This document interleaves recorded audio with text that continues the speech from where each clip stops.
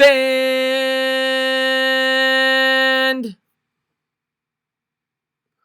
up, New York Giant fans. We got a big game tomorrow as the NFL season is set to kick off. We'll be taking on the Dallas Cowboys week 1 in Dallas. Cannot wait. Let's say hello to some of the people in here. What's going on, Mikey Nixon? What's going on, Jackie Boy? Raphael Doon in the house. Byron Buxton in the house. King Trizzy. John Abrams, MH, Philip Lindsay, Joseph Clark, Tyle Galaya, Bobby Woodruff. What's going on, Nash Schreiber? I know you commented on my videos. Just trying to pronounce that right. Thank you for tuning in. Bilbo Bam, what's going on, my man? MH, Big Blue for life. Ivan, Dom Marachi, how you doing, my man? Richard Harris, if you haven't done so, please go on over and subscribe to Dom Marachi. I love that guy's channel. L.A. Lou in the house. Who's that dude in the house? Illuminati. Tom Jasper, how you doing? Julian in the house. Rocky Esposito, Julian Duke, Jeff Billings, the Moss Boss. That's right, that's my new nickname, guys. The Moss Boss. What's going on, my man? Kid Blue, if you have not done so, go on over to Kid Blue's channel and sub that guy up. So that guy is a hard worker. Love his channel. We're going to be doing the picks together every week. So go on over there and sub him up if you get the chance. Cody Johnson in the house. Guillermo's in the house. Slurpy's in the house. My God, we got a full squad tonight. King Envy in the house. Do me a favor, guys. Hit that thumbs up. We got a lot to talk about. Obviously, this is going to be focused mainly on the Giants. I'm a Giants fan. But I know there's going to be some Jets people in here. You want to go and talk about the Jets. Obviously, the big news today goes without saying. Antonio Brown signs on with the New England Patriots 1 day before the start of the NFL season. 1 day before the start of the NFL season. Only the Patriots. Only the Patriots. What's going on, Delano? Thank you for tuning into the stream, my man. What is going on, EDP's #1 fan? Thank you guys for being here. The Moss Boss. NC Sports in the house. What's going on, my man? Thank Alex. If you guys have not gone over to Alex Sports' channel, that kid puts in a lot of work. Great kid. Giant YouTuber. Go over there and check him out as well. Delano, big chest. How do they do it? How do they? And you know what's going to happen. You know what's going to happen with the Patriots. What I said in my video. Randy Moss, right? He turns into a super. I mean, they've done it so many times where, reclamation projects. And, that's what's going to happen. Aaron Hernandez. They'll end up winning a Super Bowl because of this, because they got handed one of the top 3 wide receivers in football. And it is what it is. AB might be overrated. He's still an elite wide receiver. Jeff Billings, what's going on? Johnny Morowski, what's going on, my man? I hope everybody is ready for the Giants game tomorrow, though. It is going to be a great game. Giants, Cowboys in Dallas. We have not won there in a while. I think they've won the last 4 matchups. We obviously swept them in 2016. Hopefully get back to that. Dallas coming in as a 7-point favorite. And yeah, we're going to open up the phone lines. We'll be talking broad NFL if you want. Obviously focus mainly on the Giants game tomorrow. As obviously a lot of Giants fans are in here. Looking forward to that. I'm sure some people will bring up the Antonio Brown talk, the Jets, whatever. I'm open to talk any matchup you want, but obviously focus mainly on the Giants. And that's going to be the number, guys, 914-481-3540. What is going on, Logan? Thank you for tuning in the stream, my man. Big Blue for life in the house. How come I hear the... Oh, there it is. All right. First caller, what's going on? You're on live. Thank you for calling in. What's going on, entertainment? Checkmate, yet again, #1. What's up going on? MH, my man. How you doing, big Giant Nick fan, Met fan? You ready for some football tomorrow? Oh, definitely ready, man. The Cowboys. I mean, as my first year, like the first full year as a fan, I can't wait to just watch and see. Like this, it's like a refreshing. Like now we don't have the label of just being that team that sucks. I mean, we still have the same label. I feel like this year, I feel like everything's more improved. I mean, especially since we got rid of all the trash in the offseason. No more Landon Collins and him not blocking a phone booth. And no more Vernon. No more Odell Beckham, especially. We have guys who want, they're pure football players. And I like that energy, and I just want to be competitive, and that's all I can ask for this first game, So yeah, I think you hit the nail right on the head. Obviously, Landon Collins was horrible in coverage. He was a good in the box safety, but in terms of coverage, he got burnt all the time against tight ends. Jabril Peppers should be better at that, no doubt about it. Odell Beckham, of course, the main reason we got rid of him, everybody knows it's not a secret. They thought it would clean up the locker room. And it looks like they've made a concerted effort to do that, which is why I was so against even enter. I knew it wouldn't happen, knowing Gettleman, but I was so against even because I made the first video on Nate Solder and a bunch of people were typing A B A B A B. I'm like, I'm gonna make a video on this. I'm like, there's no way we cannot bring in Antonio Brown. I knew we weren't gonna bring in Antonio Brown, but yeah, I'm the same way as you. I'm happy with the direction of this team. They're young, they're hungry. And win, lose, or draw, I think this team's going to play hard every night, and that's going to be a nice change of pace from years past. 2017, this team quit on us, and I think this team's going to fight every week, and that's all you can ask for as a Giants fan this year. Yeah, I mean, this matchup against the Cowboys, I'm really looking, like, I looked at your video with the matchups, but really the key to this game is really getting at Dak. We can't just let him just sit in the pocket and be, looking at all his targets. They can't get him like those. He can run a little. He has some mobility. I don't want him to show off because he is that type of quarterback to where you give him a little bit of free space, he's willing to run a little bit. But obviously, he's one of those thinking dumb, type of guys. Obviously, could sometimes throw a long ball, but we know Dak isn't. He's not that type of guy. So this is going to be. We need to get at him. That's really the key. Our defense teaches this. We need to be a touch. We need to get our hands on the football. That's the main key if we want to be even closer in this game. Obviously, offensively, Saquon has to be that guy. While our wide receivers, we just need to get.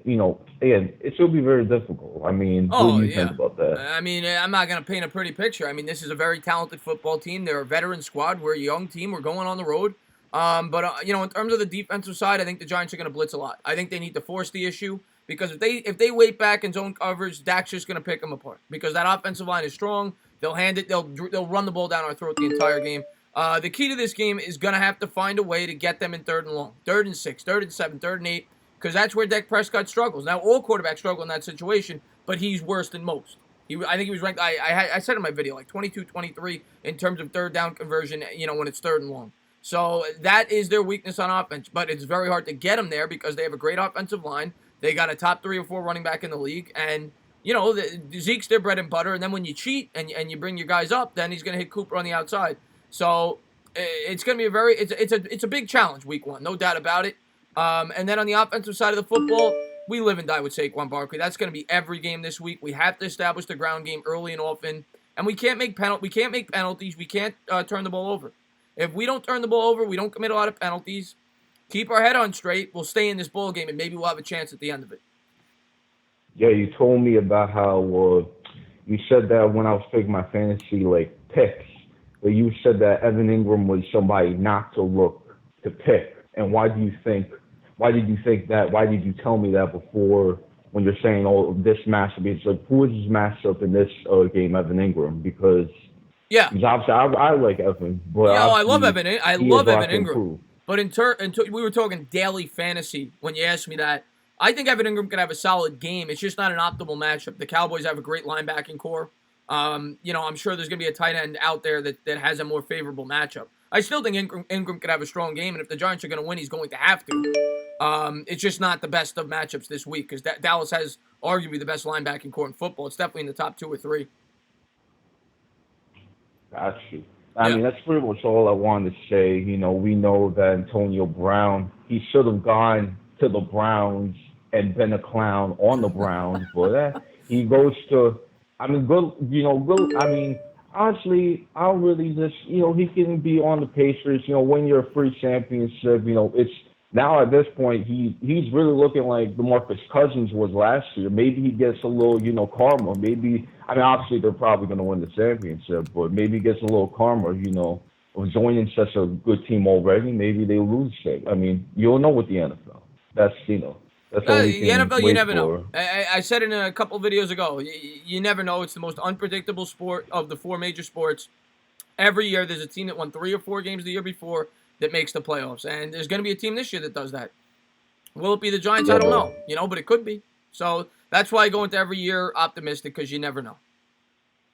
Yeah, but thank you, entertaining. You, your mosh, your cannolis, everything. Your French defensive croissants. Appreciate them all. All Thank you right, for the buddy. call. Get to those other callers. All right, buddy. MH is the I'll go man. chat. MH is the See you. man. Great supporter of mine. I appreciate the call, buddy. All right, all right, all right. Next caller, you're on live. Thank you for calling in. What is going on? You're live. Oh, wow! It's great to talk to you, Entertainer.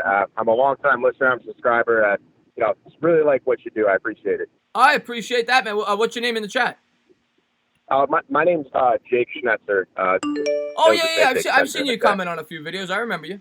Oh, hey, yeah, nice. Yeah. Hey, so I consider myself more of a realist than an optimist or a pessimist, but I think that realistically, these teams, I'm in reference to the Cowboys and Giants game tomorrow. I realistically think these two teams play very well together, and they play very interesting and very close games, and I don't see any reason not to be, optimistic about tomorrow. If we do lose, I don't think it's going to be more than one score. Like I'm saying, these teams play each other very well, and I think it's going to be a lot closer than people expect. Yeah, one second, I just want to get to the super chat. Thank you very much, Jake. Jeffy says, I hope the Giants win 21-17. I don't care if they win 2-0, Jake. Just win. But yeah, I would take that score, and thank you again for the super chat. But I agree with you. I don't think this game's going to be a blowout. I predicted 23-17 Cowboys. I'm trying to be realistic. It's on the road. But it's not impossible to beat this team. It's really not. The key to this game for me, the biggest key in this game, is to get out to the early lead. Dallas hates playing from behind. If you could get out to the early lead, you have a chance. They don't want to play catch-up ball. They want to play from ahead, then they grind you down with their run game. So the Giants have to hit them with the first punch. I completely agree. I really think that last year in week 2 when we were in Dallas, one of the big deciding factors, as it turns out, of that game was I think it was like the second play where Zeke threw to somebody, but Janoris Jenkins was covering him, and obviously he totally biffed it, unfortunately, and that entire game they held that lead, and I don't remember the final score, but I know that it was very close. But if it weren't for just that one play, that's a game that very easily could have turned the other way. So honestly, it's kind of like a 50-50 this game. It could really go one or the other way depending on just straight luck. Yeah, I mean, you got to favor Dallas. They're at home. They're the much more experienced team. Yeah, that's fair. Yeah, but I mean, the Giants have a better chance than I think a lot of people are leading on. I'll say that. They got to get pressure on the quarterback. They have to force turnovers. They will not win this game unless they are at least +1 in the turnover battle, and they have to stay close to even in the time of possession. If you lose it by a minute and a half, that's fine. But they can't. The first game these two teams played last year, the Giants gave up 6 sacks. And the Giants didn't get 1. So the second game, it was much better. Giants only gave up 1 sack the second time these two teams played, which is why they put up 35 points. So, and the offensive line obviously got better in the second half. So the Giants showed last year they went up against this same defense, okay? They played all their starters. They went up against this defense. They put up 35 points. So the Giants showed last year, and that was without Beckham. Beckham did not play in that game, that they can score in this defense. It is a very good defense, but we're not talking about the 85 Bears here. Yeah, just couldn't agree more. And a lot of things that people tend to forget about this team is Saquon Barkley. And I know it's kind of a broken record at this point, but this dude is so special. I really think every single play, he's just one juke away from taking it to the house. I would be pretty frightened just being on the Dallas defense. You got a lot of pressure on you. You think it's gonna be easy, the Giants, but in the back of your mind, you're like, oh, they got Saquon. I mean, he's kind of, we don't really know, yada yada. Yeah, no, I completely agree with you, and that's the danger. Because we know what they're going to do. They're going to do what every team does. They're going to stack the box. They're going to stack the box. Yeah. But that's the danger in doing that with a guy like Saquon Barkley, because if he gets past that second level, that's a touchdown. So it's a wrap. And he could have 1 or 2 of those in a game. We saw him do it against the Jaguars. We saw him do it all year. The Eagles, he tore him up. The Bears, he tore him up. So he could do it against any defense. And that's another thing that'll have to happen in this game for the Giants to win. He will have to have at least one game-breaking play. And we'll see how it plays out. But the Giants have a chance. Whenever you have Saquon Barkley on your team, if the defense could play okay, you have a chance. Now I'm worried about the defense. They're very inexperienced. A a lot of rookies, right? They only bring back 3 or 4 returning starters. So, a lot of turnover. That's insane. Sorry, No, I no, go didn't mean to ahead. Go talk ahead. over you. It's I'm not sure the statistics of how often this happens in the NFL, but the fact that like you said, they only have 3 or 4 starters, and the rest of the guys they're either rookies or they're brand new, and that's really really weird in the NFL. At least with this team, usually it's been weeks. The New York Football Giants, they have some staples on defense, and I know that this team isn't necessarily rebuilding, but I would argue that the defense, definitely is. So I'm definitely nervous to see what Dak's going to be able to do against the defense. In particular, everybody says, Dak is less than average, but the reality is he makes big plays. He finds a receiver, he hits it nice and short. Nothing wrong with that, honestly. And then everybody underestimates his run game. Yeah. It seems like every game, Dak just freaking kills us in the run game, and it's obnoxious. It drives me nuts. Yeah. Yeah, well, that's what's frightening if they could get it into that 3rd and 2, 3rd and 3 area, because that opens up the bootleg where he can use his legs. When it's 3rd and 7, 3rd and 8, he's not doing that. So it opens up the play action, and that opens up all these different holes for their Oh, thank you so much, Mr. Bembio 007, Cowboys fan showing some love. He says, "How about them?" I'm not even gonna say that, but thank you for the super chat, buddy. I do appreciate it. Thank you very much. But yeah, no, I'm just excited for the game, though. I'm excited football's back, and absolutely, I'm most looking forward to the offensive line, to be honest with you. I want to see, because this is a great test. You're going up against one of the best front sevens in football. I want to see how the offensive line holds up in this game. Yeah, I couldn't agree more. It seems like everybody's forgetting that this line is completely different. I mean, from last season, we have 2 of the same offensive linemen as we did, the season prior. And then the season before that, it was, I think it was 3. But this line is constantly changing, and now, as we've seen in preseason at least, it's at the very least, competent. And let me tell you, to have a competent offensive line is something that we have not seen for a long time. So I'm with you, man. I'm super excited. I can't wait to watch this. It's just good to see football again. Yeah, you're absolutely. I mean, the only guys that are real. I mean, Jalapeno started the first 2 games, but he got hurt last year. So really, the only returning guys from last year's offensive line are the 2 guys on the left side. Everything else is new. And that's why I think it'll take a couple of games to really hit their stride. I'm not expecting a flawless performance from the O-line tomorrow, but I want to see him play decent. Don't get killed. Don't get killed. Exactly. Just give him a minute. I mean, I've been beating the drum of like, oh, Eli needs more time, and then I'm in the back of my mind, I'm like, yeah, but sometimes he has time. But hopefully, at least we can, at least the players can set a precedent where Eli can think to himself like, okay, I trust this line. I know stuff's getting heavy right now, but I know I have an extra half a second to get this out of my hands. Whereas, season preview, he's a little skittish out there, and who wouldn't be?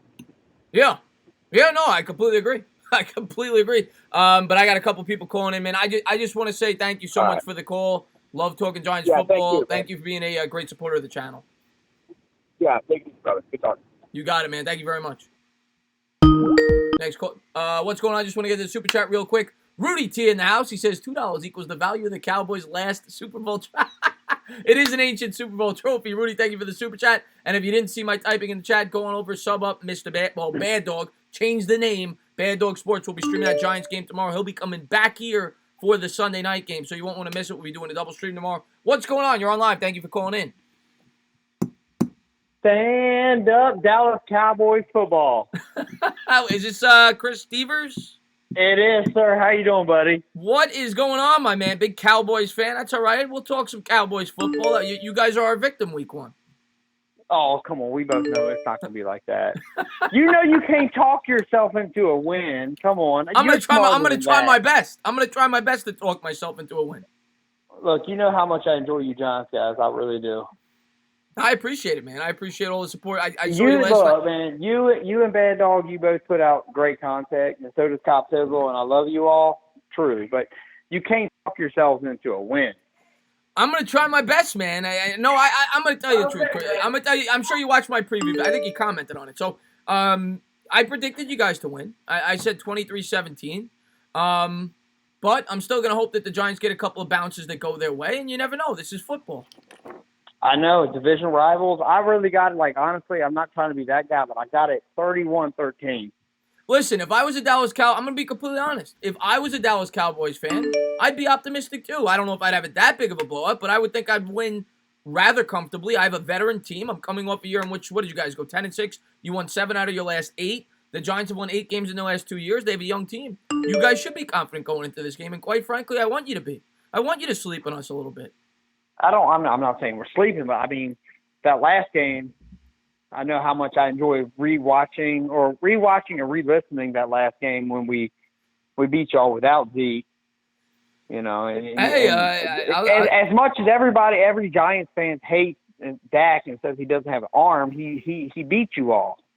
I can't. Dak played great in that game. I just want to get the super chat. Thank you so much, City, for real. Great subscriber of mine. He says, stand up. Giants going to win by a cannoli. We got this. I love it. I'll take it by a cannoli. I'll take it by a cheesecake. I don't care. Just get the win, City, for real. But no, Dak played great in that game. He threw 4 touchdowns. Blake Jarwin killed us. Played great in that game. He brought you guys back for the win. I can't say he didn't. Oh, it's nothing but respect. I just want to call in and say I'm just excited about football tomorrow, and everybody can say the Bears, the Packers, the greatest rivalry, but it's New York Giants and Dallas Cowboys, in my opinion. I love it. That's why we get the primetime games most of the time. Yeah. You all are rebuilding. Yeah. We're cool. kind of where you guys were. Probably the year you drafted Zeke, maybe right around there. It's going to take us a few more years. But like you said, yeah, people say the NFC North, the Bears, the Packers, because they're, the old teams, whatever, best rivalry. NFC is the best division, and it's not even close. Thank you. We have 13 Super Bowls. No other division's even close to that. Hey, I wasn't even calling to do hate tonight, man. I'm just excited about football tomorrow, and it's going to be a great game. I hope you watched my video just to see my bar when I was saying something about the Giants. Check it out. Oh, really, I'm going to be honest. I didn't even know you did content. I'll definitely check it out. I used to do the TTC stuff like Bad Dog. I don't do that. I have fun because I don't like doing that because I can't be mean to people who I respect for football. Well, I appreciate it, man. I appreciate you being a great supporter of my channel. I'll definitely make sure to check out your videos. Yeah, just check it out, man. Check my Star Lounge out, and I will continue to watch both you guys. I love y'all, and y'all do great stuff. But come tomorrow, we gonna get that win. I'm saying I really feel like it's gonna be a good 10-point difference. I do, and I kind of feel like you said, you know it's gonna happen. I mean, we have nothing to prove. You all beat us, and it just puts you guys on here's the one thing Monday. Here's the one thing I'm gonna say the Giants got going for them. There's no pressure. You guys have all the pressure in the world. You guys have all the pressure in the world because every Cowboy fan in the world has this circled as a win. And if you guys ever lost this game at home to the Giants, a team that you think sucks, you guys are going to start to panic. So the Cowboys have all the pressure in the world on them tomorrow. Giants go in there with a free spirit. They got nothing to lose. It's going to be a great game. Yeah. Nothing but respect for you and Bad Dog, for real. I just want to call and say hi. And just have a little bit of fun. I appreciate it, buddy. Thank you for the call, man. Thank you for being a great supporter. Have a great night. All right, my man. All right. What's going on? You're on live. Thank you for calling in. Hey, Chris, you know who this is. I know who it is. I know. I was just going to let you, fool the chat a little bit. If you guys don't know, this is the infamous Bobby Woodruff. Before he asks me, yes, I saw Mr. Softy today. He was glorious. What is going on? And Seahawks here looking at your face. Hi, Seahawk. How are you? That's his cat, for those of you that don't know. She looks at you every day when you're on. I appreciate it. I'm more of a dog person, but don't tell her that. Yeah, I like the dogs, too, but it's hard to have a dog. Yeah. So, yeah, the Giants, I'm looking positive tomorrow. I'm excited for everything. Like you said, the offensive line, I can't wait. Yeah, well, you predicted 11-5, and you predicted them to sweep the NFC East. Do you stand by that prediction? Yes, I do. By the way, let me just get to the super chat. Damien, man, thank you so much. Oh, yeah, that's fine. Thank you, Damien, for the super chat. He says, no one knows what's going to happen. They play the game for Damien, that's what I've been telling everybody. Yes, the Cowboys are supposed to win, but so are the Patriots. The Patriots are supposed to beat us in 2007. What happened? So, on any given Sunday, you can win a football game, period, end of story. And thank you so much. There's another one you could read, too. Yeah, thank you so much, Mr. Bambay 007. He says, You never know what's going to happen. I'm not even calling this game. Giants are division rivals, and those games are too hard to predict. Exactly. And guys, thank you so much for the support. I really do appreciate that. Especially coming from a rival fan base means the world to me. Thank you very much. Yeah, Bobby, Yeah. I didn't mean to interrupt you there. Go ahead, buddy. Oh, no, that's fine. You get the money. Don't worry about it. I understand. No, I know. That's good for your chat. It's excellent for you. You deserve it. I appreciate that, Bobby. You're welcome. And then their defense might be surprising everybody. I think their defense is a lot better than last year's defense. Well, yeah. I think they could be as the season goes along. I think it's unfair to say going in with all the rookies, it's going to be hard for them to be better. Because the last year, the second half, the Giants' defense wasn't that bad. The first half, they were awful. Now, they had moments where they were bad. The Cowboys game, they were horrible. But the Colts game, well, they still weren't great. But they were much better than the first half. We'll see what happens. The Giants have to play from ahead in this game. The offense has to carry them in this game if they're going to win. They have to control the time of possession. Yeah, Barkley will definitely carry us. Has to. He might even have 200 yards rushing. Has to. I think he might get 200 yards. 200 yards rushing? Yes. I'll tell you, if Barkley has 200 yards rushing, Bobby, they're going to win this game. Yeah, I think they will. Well, I from your lips to God's ears, 200 yards rushing, I'll go bananas if he has 200 yards rushing. Yeah, that would be great. And then you got to do a call-in show tomorrow morning, you said, too? I don't know if it's going to be a call-in. I might do a pre-NFL show where we talk about the games. Maybe I'll take a couple of callers. We'll see. Oh, okay. And then what about the tickets? You going to get them on FanDuel? Yeah, the tickets. Not FanDuel. The tickets for I'm not gonna be able to organize it for everybody to sit together. I'm gonna have to buy them on StubHub, and we'll meet at the game. But what section are you gonna sit in? I got to talk to One Giant Rebuttal, and maybe Bad Dog, see what he wants to do. But also Rich, we were gonna organize, try to sit together. Well, I want to sit next to you too. Yeah, Bobby, we'll definitely. Am I a No. Definitely, we'll definitely do that, Bobby. I want to sit next to you guys. I know. I'm a Yankee fan. I know. We'll figure it out, I'm not Bob. a Giant fan. We'll figure it out, Bob. Yeah, well, you told me you're going to tell me when. I'll figure, Bobby, I'm going to talk to OGR this weekend, and I will let you know. Okay. All right. Great. And it would be awesome. All right. And then maybe before you the game, you got me Gabe from the other show I tell you about. Remember Gabe? Yeah, Gabe. Yeah. He does the sports book. He does the live show over there, so we could meet him there.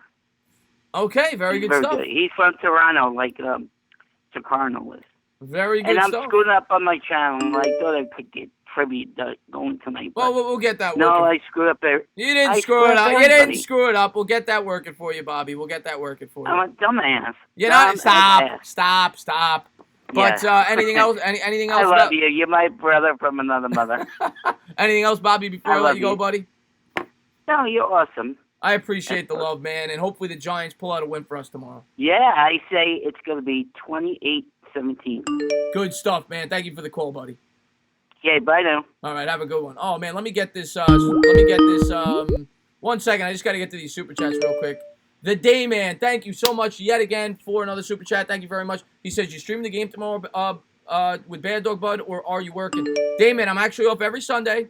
Tomorrow we're going to be doing 2 streams. The first stream is going to be on Bad Dog's channel. We're going to be doing the Giants game together. Then, the second game, Sunday Night Football, we're going to come on over to this channel. We're going to be calling the Sunday Night game together. So, you're going to get Bad Dog and me for like 7 hours straight tomorrow. So, thank you again, Dayman, for the super chat. And we're going to do that every week. And Taylor, you didn't have to do that. Thank you so much, Taylor. She says, Bobby really wants to sit next to you. Yes, he does, Taylor. And thank you, Taylor. You didn't have to do that. What's going on? You're on live. Thank you for calling in. Hello. Bends the knees. Bends the knees. What is going on, Mr. Steven Evans? How you doing? I'm good. What's going on, Moss Boss? Yeah, by the way, I got to tell you, out of all my subscribers, who's better than Steven? He came up with the best nickname ever, the Moss Boss. Unbelievable. I love it. What's going on, buddy? I'm well, man. I'm well. Listen, just like everybody else, looking forward to the game tomorrow. Up this way, man. That's the only game that matters. So I'm I'm definitely looking forward to the Giants, giving us a good show tomorrow. How about you? From your lips to God's ears, man. This is all I keep saying. All I want from this game, give the Giants a chance with 2 minutes left, down by less than 7 points. Put it in Eli Manning's hand and let's see what he can do. If you told me that's going to happen tomorrow, I'll sign up for it right now and I'll take my chances and see what happens. Absolutely. And listen, I think what you said is right on point. The pressure is all on the Cowboys, right? They're supposed to beat us. We're not supposed to be able to hang with them. But, if like I know, these divisional matchups, and in particular these Cowboys-Giant matchups, they definitely take on a life of their own, no matter what the records are or what time of year it is. So hopefully we can go out there and do some punching in the mouth and get up early and make them play from behind. You know as well as I do, man, NFC East divisional football, I don't care what the talent level is. I look at the Eagles last year. Giants should have beaten them. The Giants should have beaten the Eagles the second time they played. The Cowboys game, people could say Zeke didn't play, but the Eagles were at full strength. They needed that game more than the Giants did. The Giants were beating the hell out of them the first 2.5 quarters. So I don't care what the talent levels are. At the end of the day, it's a divisional game. We know how we play. We know how to beat them. They know how to beat us. Let's see who can do it better. Absolutely, man. Absolutely. Listen, for the game tomorrow, how are you covering it? Are you going to be live streaming during the game? Are you going to watch it and then give us a reaction afterwards? How's that going to work for you? Yeah, so tomorrow, I'm going to be on Bad Dog's channel for the Giant game. We're going to be streaming it live. Okay? Play-by-play. Right after the game, I'm going to try to get a post-game video up. Just, breaking it down real quick. So as soon as the game's over, maybe 5 minutes after, we're going to end the stream. I'm going to get a post-game video up. And then right after that, we're going to go live for the Sunday night game on my channel. So we're going to do both. We're going to do both games tomorrow. Gotcha. Okay. And I'm a lunatic. I'm debating going live at like 10:30 or 11 a.m. to do like a NFL pregame show. I might want to make that a regular thing. So I'm going to see if I could do that maybe for an hour and a half before the game starts. Go over all the matchups. I got you. Listen, you know me. I'm a big time subscriber of yours. I'm a supporter, man.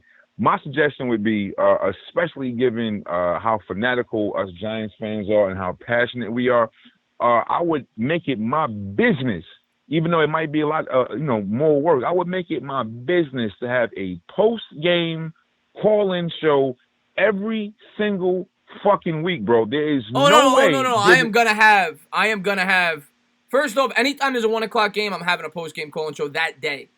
Right. If it's a 1 o'clock game, we're not going to be live again until the 8 o'clock game. We want to stream every Sunday night game. But if it's a 1 o'clock game, I'm going to have a call-in show for at least 2 hours in between the games. A 4 o'clock game, I'm probably going to have the call-in show the next day. So Monday, I'll probably have the call-in show. Rather than streaming like a Monday night football game, I'll have a Monday night Giants call-in show. We'll talk about the game. Absolutely, because we have got to have a chance to vent. I mean, for good or for bad, there is no way any chats can contain the emotion that will be provoked from any given Giants game, and I'm sure you know this. Oh, believe me, man. Hey, listen, if I have enough energy, which I don't know if I'm going to on Sunday, after Bad Dog and I are done streaming, I might do a late night call-in show. We'll see if I have enough energy. Got you. And listen, actually, definitely. And listen, real quick on the AB situation, man. Listen, from my personal opinion, I feel like he is completely batshit. Right? God bless this man, but cocaine is a hell of a drug. There is something going on with him, and God help me if I know what it is. Right? And my whole thing now is listen. The Patriots may have on paper a really decent receiving corps, quite possibly the best that Brady has ever been afforded, throughout his career. If everything breaks the way it could possibly break, especially if Gronk comes back before week 6. Could you imagine that? Could you imagine if Gronk came back? I mean, first of all, it's already an embarrassment of riches, right? But if Gronk comes back, I mean, it would be incredible and just ridiculous. But at the very same time, the possibility remains that Gronk doesn't come back, that Edelman and Thomas re-injure themselves, which they have been prone to do. That Josh Gordon smokes some hashish. smoke some of the weed, right? And fucking AB implodes in fucking live chats, live streams, a Belichick post game, a speech to the team, and then before you know it, Tom Brady will be throwing to me and you out there week 6 against the Giants. I pray you're right about that. But I'll tell you, man, if they could keep AB's head on straight and they don't have setbacks and injuries, that's gonna be a tough team to beat. That's unbelievable. And listen, I won't hold you. I know there's a whole bunch of people trying to get through, but I just do not understand how it is a player can literally do everything wrong. I can't believe everything wrong. He did everything you could do wrong. He did every possible thing you could do wrong. He did, and he got rewarded for it. I mean, and even with the Raiders situation, there was literally a specific few things that he could have possibly done to fuck that situation up. And I'll be goddamned if he didn't find every single one of them and then do them and then find himself in as favorable a situation as a football player could possibly find himself. That is insane. Yeah. I mean, the guy literally abandoned 3 teams within the matter of what 3 months? He forced his way off. He forced his way off the Steelers, in his cushy situation with Ben and Juju Smith. Then he gets traded to the Bills. He says, it's too cold for me. I guess he didn't have enough winter coats. He said, I'm not playing for the Bills. Then he gets sent over to the Raiders. He seems happy because he could go, play in the sun at the beach. And then he forces his way off that team. He's a lunatic. Unbelievable. And listen, last thing I'll say is, obviously, Big Blue for life, Giants for life. Love my team, man.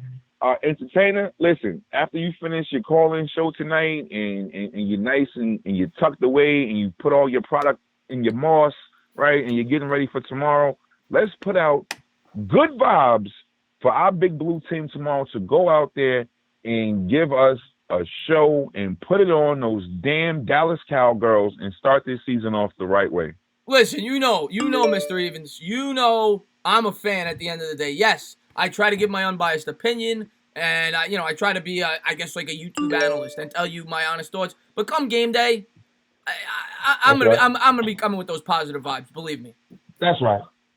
Good man, and I'm gonna be right there with you, bro. Nothing but love. Obviously, love the channel. You're my guy, the Mars Boss.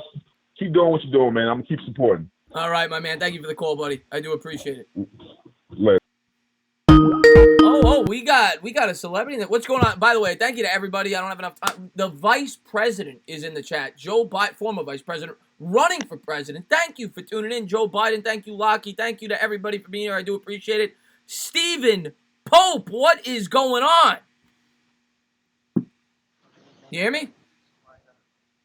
Mr. Pope, I don't hear you, buddy. Can you hear me now? I hear you a little bit. 1 minute. Let me turn my phone.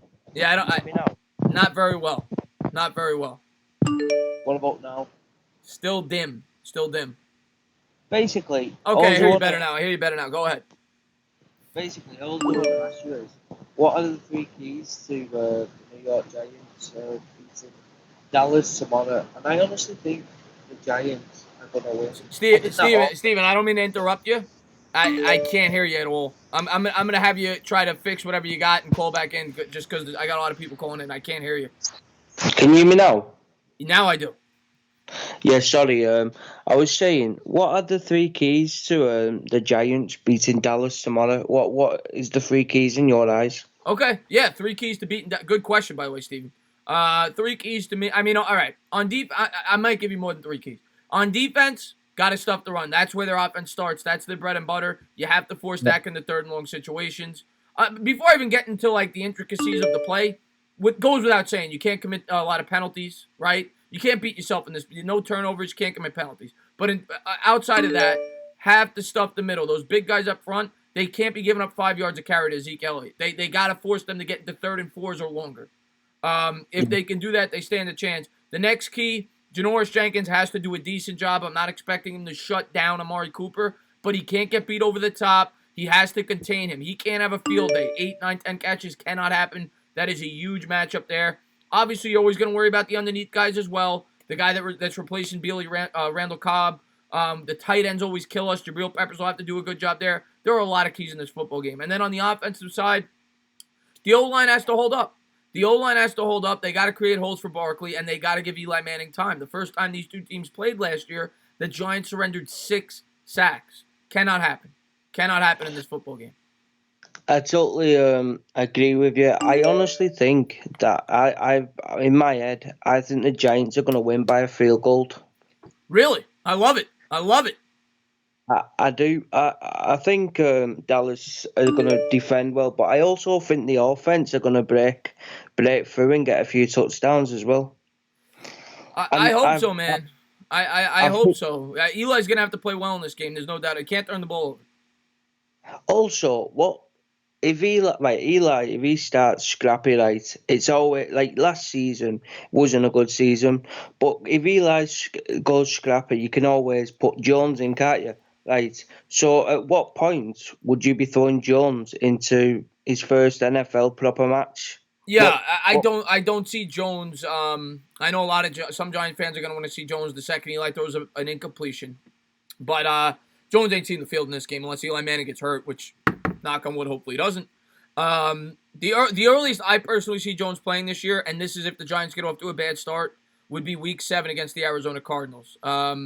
Because they're not bringing him in Week 6. Unless he comes in before that, I don't see him making his debut against the Patriots in Foxborough. I don't see them doing that to him. So I think Week 7 at the earliest. Home against Arizona.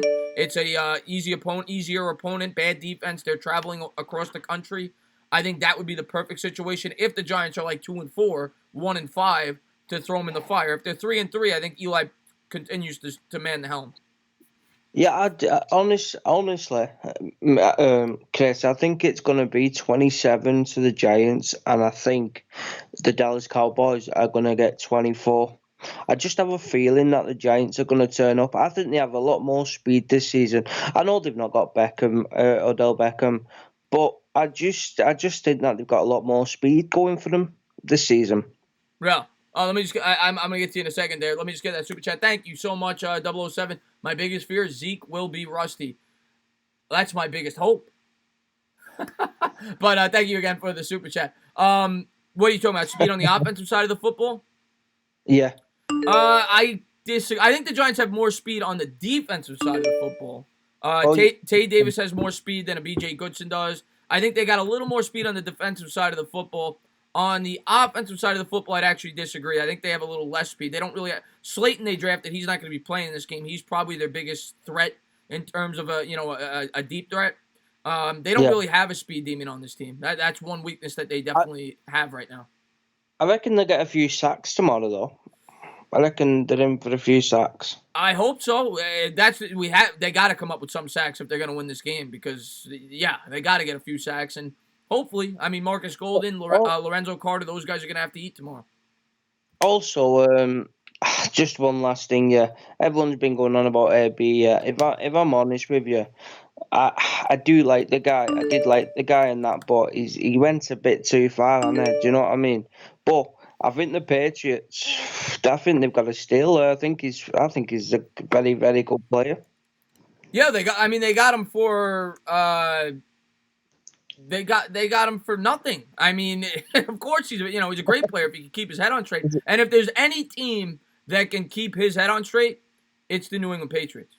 Well, if you look at it before I go, yeah, they won it last year, right? He's got motivation now. He's playing around very, very good players, so he's got to keep his head straight. Because if he don't keep his head straight, this could be his last team and gone. You know what I mean? Well, yeah, it's a proven contract. It's a 1-year deal, $15 million. And he's going to get an opportunity this year to play his ass off, much like a Randy Moss did when he got shipped out of Oakland. And if he plays great, he's going to get another big contract. At the end of the day, talent wins over anything. And if he plays great, somebody's going to give him a big contract. And one last thing, I'll be tuning into. I'll have it on the TV, but I'll be tuning in to follow your live play-to-play as well with Mr. Bad Dog. I'm looking forward to that. I'm also looking forward to seeing the Dallas cheerleaders, because let's be honest, I think they've got the nicest cheerleaders. Let me tell you. That's one thing the Giants have never had. All the years watching the Giants have never had cheerleaders. The Jets even have cheerleaders now. They didn't have cheerleaders for the longest time. Then they got the flight girls. Actually, true story. Girl I went to high school with is one of the Jet cheerleaders. Yeah, jokes aside though, the Giants haven't got the best cheerleaders because they're always eating chips and burgers. You know what I mean?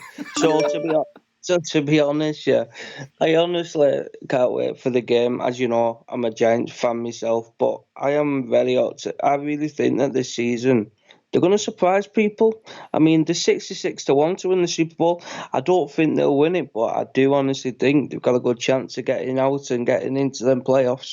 I love your optimism, man. And you know what? I'm a fan at the end of the day. And tomorrow, I know we're fans of a team. It's going to overcome me. And I'm going to say, you know what? If everything breaks right, maybe this team can do something.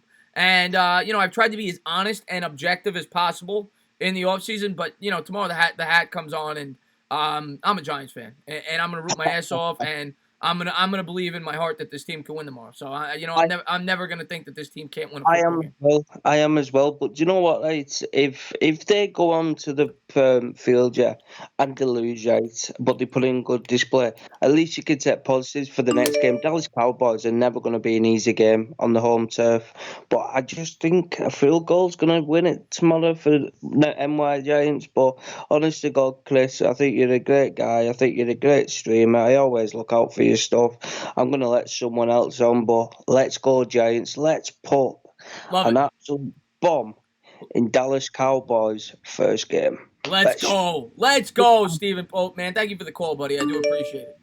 Peace out, Chris. Much love and respect, bro. Have a good one, my man. Stephen Pope, a fantastic subscriber of the channel. What's going on? Next call, you're on live. Thank you for calling in. Yo, what's up, Chris? Well, if it isn't Cushman, the chess master, what's going on, my man? Nothing much, man. How are you? I'm good, man. I'm getting ready for a heated matchup. I can't wait for football, actually. Oh, my God. And it can't be worse than opening night. 10-3? I mean, my God. It was like a baseball game. Hey, baseball's good, but anyway. I'm talking about in terms of the score. It wasn't a good game, and it wasn't even like a gritty defensive battle. It was like the Super Bowl, where it was just like the offense just played horribly in general. Yeah. Oh, it was a very boring game. But you know what? I don't care what the game's like tomorrow. I'm a Giants fan. Just win the football game. Yeah. You know? But what's your take? I know you think the Cowboys are going to win, but what's your takes on this game? Bad Girls are now. Thank you so much for the super chat. She says, "Who is that man with that sexy moss?" Batgirl, thank you for the super chat. I do appreciate that. Great supporter of the YouTube community. Thank you very much. But yeah, you think the Cowboys are going to win. I know that we've talked. But if the Giants are going to win this game, for you tomorrow, what do they need to do? That's tough. I think one thing is that's hard. I think one thing is that I think the young secondary is gonna need to step up, because because Dallas has a strong defense, obviously, and then I sound very basic right now, but I just feel like we need to stop that. We need to. I don't really know. It's tough. I mean, what you're saying is right. At the end of the day, it starts and ends with the. We know how to beat the Cowboys. You got to stuff Zeke. So I completely agree with that. And I worry about the young secondary, like you just said. I'm excited about the young secondary. I love these guys that they drafted. I think Ballantyne's got upside. I obviously love Baker. I like Julian Love. Sam Beal, if he could ever get healthy. I love the youth in the secondary, but you got to be worried about it. They've never played before. Yeah, definitely. Yeah. So I agree with that. Yeah. And I also just want to ask in general, what other game do you think people aren't talking about enough besides the Giants game? What other game are you excited about whether it's Saturday or one of the Monday night games? Yeah, you mean Sunday. But I'll think about that. No, I meant whether tomorrow or one of the Monday night games. I'll think. Let me think about it for a second. Let me just get to the super chat by Batgirl. Thank you so much. She said, "Did you watch the Cobbin fight earlier? It was great." I didn't. Batgirl, I work nights, so unfortunately I did not. But I promise you, I know you're a UFC fan. I promise you, one of these Saturdays, I will do a UFC stream. I don't know when, but I will. I promise you. Because I've had other people ask me that as well. But as far as I'm sorry, what was the question? Oh, other game. What other game am I looking forward to? There's a lot of really good games on the schedule this week. There really is. I think the Falcons versus the Vikings is a good game. I think that that's going to be a good game, I think. I think the Texans Saints could be a good game. I personally think the Saints are going to beat them pretty handily, but I think that's a fun game, right? Two high-powered offenses. That'll be a fun game on Monday night. I think that the Titans people are sleeping on, and I could see them upsetting the Browns. Yeah, I was actually going to say that. I feel like that's a game that I feel like a lot of people are just circling as just an automatic win for the Browns, but people forget that the Titans are still a solid team. They've gone 9-7 the past few years. People forget that about them because they've just kind of been middle of the pack a little bit, but they did add some pieces, and they're kind of I get Mariota stinks. He's horrible. He's worse than he's like one of the worst in my opinion. He's one of the worst quarterbacks in the league, to be honest. I get he's still somewhat young, but he's horrible. Let's be real here. But they have a solid all-around team. They have a good defense. They have a good offensive line, and they added like some receivers and like Adam Humphries and stuff.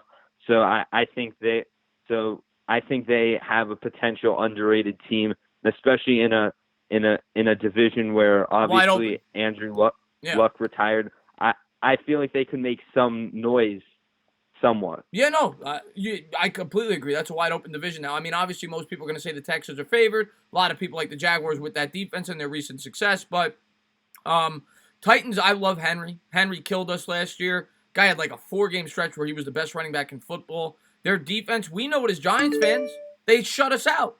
So they got a strong defense. I could see them putting up a fight tomorrow against the Browns. I think that's a 50-50 game. To be honest with you, I was shocked that the spread was 5.5. I thought it would be more like 2.5. I have the Browns winning by a field goal only because I feel like at home, they're going to be invigorated but I take the Titans on the spread. I think the Titans have a strong chance to win that game. That's one of the games I have my eyes out for as a potential upset.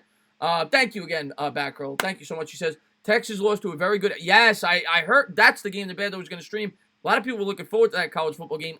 I got to get off Saturdays, Batgirl, because I like college football. I just don't get to watch it because I work Saturdays. But thank you again for the super chat. And those are two powerhouses. And it's rare that you see two great teams playing. I mean, you do see it, I guess, week 2. Usually there's 1 or 2 games. But usually you got the great teams versus the crappy teams early on so they could fluff up their schedule. But I know a lot of people are looking forward to that game. But, Cushman, anything else, buddy, before I let you go? Just one last thing I wanted to say. I just wanted to say that I know I say this a lot, but I really do respect your grind on YouTube. This guy is streaming like for 9 hours tomorrow and had a long day of work today, comes home and is like at 11 o'clock, like, you know what, I'm going to do a call-in show. Does a call-in show after a long day at work. He's streaming for like 10 hours tomorrow. This guy is the definition of a lunatic, but a good lunatic. And if you guys aren't subbed up to this guy for any reason, what is wrong with you? You have something wrong with you, and sub this out. Cushman, man, I can't say thank you enough for saying that. That means the world to me. And you're a great kid, and you've been a great supporter of mine for a long time. So I appreciate that. Yeah, I really respect your grind on YouTube and how much work you put into your YouTube channel. Just always trying to grow, and you've grown so much even since I've been here. I've been here a decently long time, but I'm not gonna lie, like I haven't been here since the absolute beginning of your channel. But even since I believe I came here sort of like at the end of the NFL season, and even since then, I remember I found you were at like 3K, 4K subscribers, and you've more than doubled that. So you're gonna keep growing, and I'm really, I don't know if I'd say proud, but I'm impressed of how much you've grown. I appreciate that, Cushman, man. It means the world to me when you say nice things like that. Thank you for the call. I got some people calling in, but thank you. All right. All right. Thank you for the call, buddy. And I'll get to that. And by the way, I saw Kendra tuned into the chat. Thank you for tuning in, Kendra. Joe McCurry in the chat in the house. And Batgirl says, it's the Moss. It's the Moss. That's what brings the people in. And Rob Pro, I do appreciate that. Thank you. Much respect to you. And thank you again, Batgirl. What is going on? You're on live. Thank you for calling in. Stand up, the entertainer. My man, John Letourneau, huge Eagles fan. That's all right. We don't agree on the same team, but you've been supporting my channel for a long time, and I can never say thank you enough. I love the entertainer. You gotta shave your chest hair when the Eagles beat y'all this year. But that's all you gotta do. Yeah, you know what, John? We're due to beat you guys. It's gonna happen. One day it's gonna happen, sooner or later. You're going to beat us the last game because we won't have nothing to play for the last game. So we'll give you that, okay? Yeah. We'll be nice and let you have that game just as a charity for you guys this year. You know what? I'll be happy with that. That gets the monkey off our back. I'm just saying, I don't care if it's a preseason game. I want to beat you guys. I forgot what it feels like to beat the Eagles. It's been horrible these last few years. Right. But I'm glad I got through, man. You're the man, the entertainer. And I got to say, today the Phillies finally beat you guys. They won 5-0, which I'm happy about. They're not going to make the wild card because they can't get nothing straight. I don't know if Kappa is going to stay with us. I want him gone already. He's annoying. He doesn't look like he knows what he's doing sometimes, and it just pisses me off that we have to struggle like this. But I think ever since McCutcheon went down way back when, that was like the start of the domino effect to our team and everything like that. Yeah, I mean, I'm sure we're going to get to the Eagles in a second, but as far as the Phillies go, and the Mets, both teams are disappointing this year. I came into the season with high hopes, and Phillies fans, you guys, sky high. I mean, you guys would think a World Series with your offseason acquisitions, and both of us been, incredibly disappointing this year, more so you guys, bringing in a Bryce Harper, McCutcheon, like you said, the catcher, Real Muto. So, you guys had a really disappointing year. But I'm sure you got high hopes for your Eagles. All I hear from every Eagles YouTuber, every Eagles fan, 12-4, 13-3, 11-5 at worst. Tell me, give me the reason, and I'm not saying that won't happen. Tell me what. First, tell me your record prediction, and tell me why. Oh, I say I'm going to be conservative here. I'm going to be 11-5. Okay, and why? I'm not going to say that because there's going to be games that we're going to lose, and sometimes you know how Philly is. Sometimes we blow games that we should win. We play down to a team, or if Wentz gets hurt, then it's curtains from there. But I say 11-5, and the reason I'm optimistic, and I try to hammer this home with you before, last year when we had to win them games to get in the playoffs. We played some of the great, like Texans had a good defense, the Rams had a good defense, and we backed into the playoffs, but we beat them teams without our secondary because it was mangled in the beginning of the year. So that's why I got high hopes, and then we just added people. Everybody keeps saying Deshaun Jackson lost a step. He has something to prove because he's pissed about being traded from when Chip Kelly was here. He has something. He has an axe to grind. So I like when people just sort of say, "Oh, he's lost speed." This, that, and the third. I'll say that. I think he has lost speed, but I still think he's a threat on the outside. I don't think he's a non-factor. I'll say that. And that's all you guys really need. With the other weapons you have, you have a guy now that can take the top off the defense. You've got your seam receiver, obviously, in Zach Ertz. You've got your tall receiver in Alshon Jeffrey. Everybody seems to like Arcega-Whiteside. So, we'll see how it works out. Your offensive line I thought was a little overrated last year. People seem to be touting it very highly again this year. We have a decent offensive line. It's just that when Peters went down, because he's an X factor. When he goes down, then we had Vaitai. He stood in there for a little bit. He helped us win the Super Bowl. He played lights out. But our offensive line, I say, is up there with Dallas. I believe so. PFF ranked you guys the first best. Or maybe that was receiver. Maybe that was receiver. They say you had the best receiving core. And I think you guys were definitely top 3 or 4 offensive line. I don't know if I agree with that, but I think you guys obviously have an above-average offensive line. Your season comes down to Wentz. Period. End of story. Wentz has to not just be healthy. He has to prove he's the same quarterback he was. Now, we'll wait and see. I didn't get to watch preseason on that. We'll see how he does tomorrow. He didn't even play the whole preseason. He didn't play nothing. He didn't play preseason. So tomorrow, no. Interesting game. You guys are supposed to kill the Redskins, right? You're at home. The Redskins have low expectations. Keenum's in at quarterback. They have no weapons other than the running game. They got your boy Eric Flowers. They got Eric Flowers. They got good running backs. I'll say that. But in terms of the receivers, they don't have great weapons. You guys are supposed The only way the Eagles lose tomorrow is if they shoot themselves in the foot, like I said. If they go out there and Wentz gets hurt or they shoot themselves in the foot, they should win this game pretty easily, in my opinion, of how loaded we are, you know. And our defense is still decent. Maybe our secondary is still a suspect, but in our little linebacker part. But if we can get pressure and our offense does what it needs to do, I think we'll have a good year where you and Kyle Pitts will be pissed off at the Eagles winning the Super Bowl game.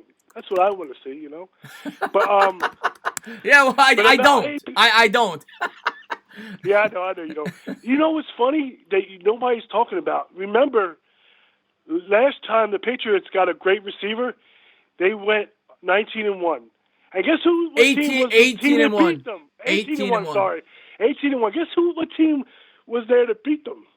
Your New York Giants. So you're damn right they were. If history repeats itself again, they got another good wide receiver. You should be happy right now. And we're playing them in the regular season, just like we did that year. Yes, that's what I was about to bring up. You should be like thanking God right now that you see this opportunity. That this should give you even more. Hey, they say history repeats itself. You never know. Yeah, but you know what they ain't going to, because the Eagles are going to fly high and take it back, buddy. You know that. But Chris, you're the man. I know you do everything on this channel. You know, I'm going to be honest with you today. I try to do a video on the Giants and Redskins, but I'm not as talented as you as Bad Dog or Pizzle. I respect y'all because y'all are the best at what y'all do. That's why I follow you, even though I'm an Eagle fan. I hate the Giants. I freaking hate the Giants. But I love you guys, so I'm here to support you no matter what. And go Eagles. And when we win the Super Bowl, you're going to be singing Fly Eagles Fly with me at the parade, okay, buddy? Oh, no. But, John, man, I appreciate all your support. You're a great subscriber of mine. I always love when you call in. All right, man. Have a good night. All right, John. Thank you. Next call. You're on live. Thank you for calling in.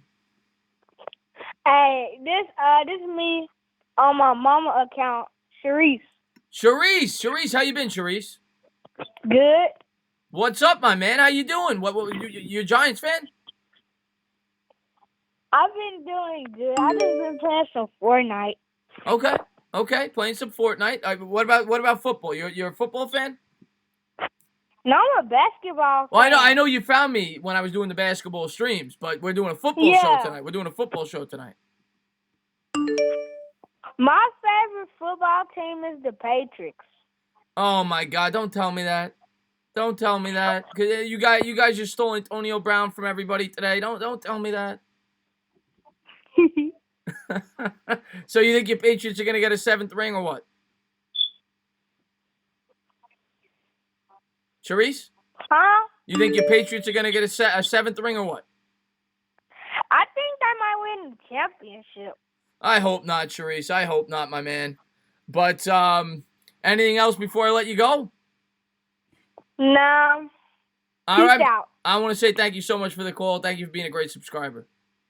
Okay, you're welcome. All right, have a good one. All right. Next call. What is going on, Kendra? She got her Cowboys. She's in the chat. What's going on, Kendra? How you doing? And what is going on? You're on live. Thank you for calling in. Hey, you hear me? I hear you. It's me, Rudy, the Army guy, man. Rudy the gamer. What's going on, my man? How you doing? Yes, sir. What's up, buddy? Hey, man. So yeah, man, I've been doing this right now through just cell phone and stuff like that. You know, putting up content and stuff. But waiting for that camera and that mic, man, and that background stuff, man, so I can get going. But hey, man, everybody has to start somewhere. When I first started, I didn't have the background. I was in my apartment. And I had a white wall. Got to start somewhere. You got to get the content up and get yourself noticed. I appreciate it, brother. Yeah, and I'm, of course, as you know, I've been hitting you up because I'm coming to you for help. You know what I'm saying? So I appreciate that. Yeah, absolutely. So yeah, man, what's up? These meat suckers, bro. I can't believe it, man. And Tony Brown gets saved again, man. Again. That guy's got more lives than a cat. I mean, you couldn't be a worse player. You couldn't have a worse offseason than what he had. And at the end of the day before the season starts, he ends up on the best team in football. How does that happen? Dude, these freaking Patriots, man, because I don't want to cuss on your channel, brother. Yeah. These guys, man, I don't know how these meat suckers pulled it off every time, dude. It's crazy. I mean, they're going in there optimistic about their wide receiver core, and regardless, you can never count out the Patriots, at least playoffs, because they're I mean, it's Tom Brady, dude. He's still going to get it done regardless, and their defense is supposed to be a little bit more better than what they were last year. But yeah, dude. Now you got Antonio Brown, Josh Gordon. And I guess if Demaryius Thomas ever gets to Edelman too, play and Julian Edelman, come on, dude. Here we go, Super Bowl number 7. I put that on the content earlier. I was like, yeah, man, here we go, man. Patriots again with another Super Bowl. It's unreal, man. Yeah, it's become an old habit, right? I'm sick of the Patriots. I want to see somebody new. And as long as Brady and Belichick are there, they're always going to be doing it. Unfortunately, unless the Giants get there. We know the Giants can knock them off. Oh, Joseph Clark, thank you so much for the super chat. I really do appreciate that. Nick Howard, if I see your face pop up on the next call, I'll try to take you. I did see you pop up, but callers came in before you did.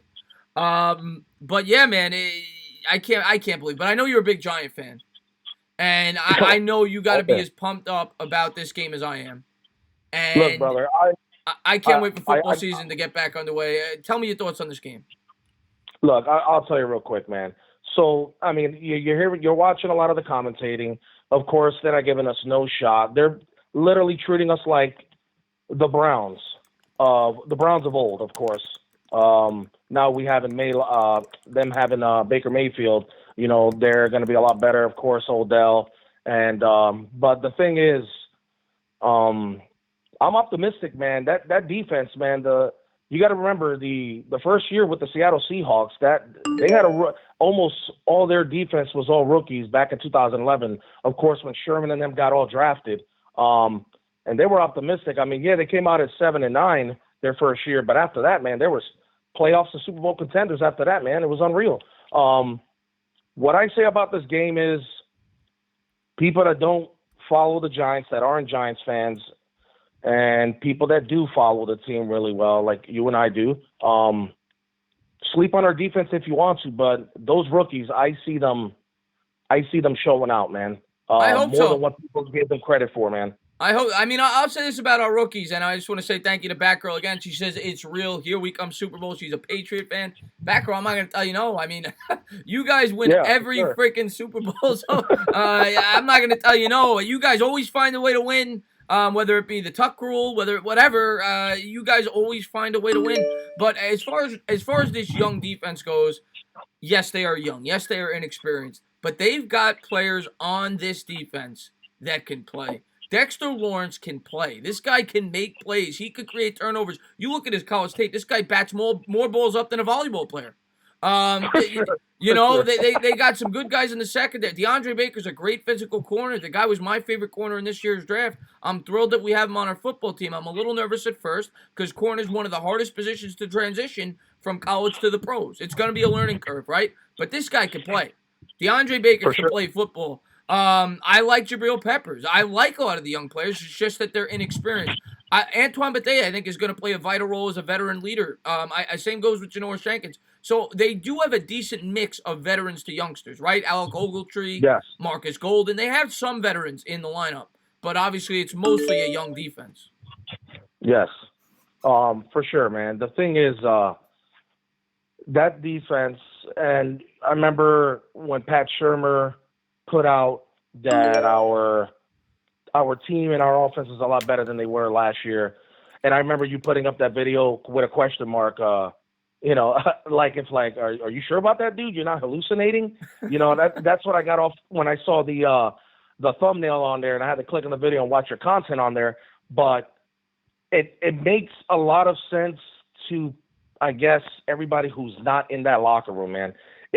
The reason why I can somewhat understand where he's coming from is because I feel like Will Hernandez, Nate Solder, Jalapeno, Zeitler, Remmers, man, those guys they're going to ball out, man. And the thing is, I think our offensive line is a lot better this year than they were last year. Yeah, you had the 2 additions, of course, to the right side, which we needed for a while. And Nate Solder, I mean, let's hope he's a lot better this year than he was last year, because, I mean, you pay that guy, 5 years, $72 million, whatever it was, 4 years, $72 million. Yeah. I mean, that guy's got to show up a lot better. I mean, there was times where he was looking like flowers out there, dude. I mean, the first half last year he sucked. I think he gave up sure. 7 sacks something like that in the first half. Second half, he only gave up 1. He was much better. But yeah, he cannot come out sluggish like he did last year. He's got to be ready to go. He's the most important offensive lineman. You know, on the left side, the left tackle, the blindside protection for Eli Manning. I was talking to Bad Dog. I don't know, about a couple of months ago on the live show, and we were going over the most important player on this football team. We said, which player, if they go down, is the season over? Or, and Barkley's obviously one. And I said Nate Solder's too, because the left tackle is so important. And they have no depth on this team. For a guy that could transition over to that spot, they need Nate Solder to play well, and they need him to stay healthy. Yeah, for sure. And that's the thing. The offensive line, it all starts on this Sunday. Tomorrow, we have to see what they're about. Will we see maybe struggles or anything like that in the beginning? Maybe the first quarter, maybe halfway through the second? Sure. But is Barkley going to ball out? I think so, man. I mean, nobody had an answer for him last year regardless. And even last year when he played the first game against Dallas, I mean, that kid had, 14, 15 catches? Yeah, you're talking about Barkley? Yeah, a lot of checkdowns, yeah. Yep. Yeah, I mean, even if it's checkdowns, man, regardless. I mean, the thing is, NFL Fantasy had Evan Ingram as the second tight end to start. I think it's going to be Evan Ingram having a good game, the protection of the offensive line, and Barkley, I mean, just finding the holes to get in and through, man. Regardless if he's having a good rushing game, if it's not that, it's going to be through the passing game. But, I mean, dude, I feel like we can win, dude, by Monicati, brother. We're going to win by that much. Whatever the case may be, Cannoli, they're almost the same size, whatever the case may be. 24-20, New York Giants. If that offensive line gives Eli about 5-6 seconds to throw the ball, we're going to be good all game, man. That's the key. That's the key to the game is Barkley establishing the run game, opening up the play action pass, the offensive line providing a pocket. If all that happens and we don't turn the ball over, we might be toasting some cannolis at the end of the game. We'll have to wait and see. We'll have to wait and see, Rudy, man. I cannot wait for tomorrow, though. I want to say thank you for calling in, and do me a favor, go back into the chat. I'll definitely type your channel in there so people can check out your content. Appreciate that, brother. You have a good one, man, and take it easy and stand up. All right, Rudy, man. All right, have a good night, buddy. Have a good night. All right, Nick. I can't wait forever, Nick. I got to take a caller. And Batgirl, thank you so much again. She says, question, how does Justin Verlander maintain such excellence for so long? I'll wait for your next break for the answer. Wish he played for Boston. Batgirl, Justin Verlander is... Now, I will say, Verlander, he had about a year or two stretch where he started to look like he was going to regress a little bit, and then he bounced back. But, he's phenomenal. Probably one of the most dominant pitchers in all of baseball for the last decade or so. Definitely. And I don't know how he does it. It's a great question. I guess he's got a big body. Doesn't break down as easily. It's a great question. He's phenomenal. Probably the second best pitcher. I'd have to think about it, but probably over the last 10 to 12 years, probably the second best pitcher behind Kershaw. What's going on? You're on live. Thank you for calling in. Yo, this is Guillermo, man.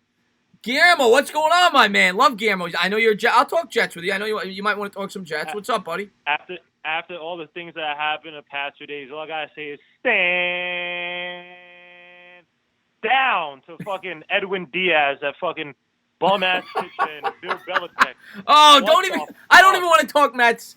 You're gonna get me to jump off a bridge. I don't want to talk Mets, Guillermo. I'll talk Mets later, man. But I bet my coworkers yesterday. I said, dude, I'll bet you $100. And literally, if my phone wasn't shitty, I would have won $100. I said he's gonna blow that save. Well, he did blow the save. He still won the game, and he blew the fuck. Last thing I'll say on that: there's a difference between throwers and pitchers. Him and Armando Benitez are throwers. Oh, now you take me Fuck back memory BWB. lane. Armando Benitez, that guy, even when he got saves, he'd walk the bases loaded. I mean, he'd always make you sweat. Oh my gosh, dude! I'm not gonna talk about the Mets. But yeah, anyway, I'm actually somewhat rooting for you Giants tomorrow, even though Zeke Elliott's on my fantasy team. So hopefully he gets like 300 yards, but you guys win a close game.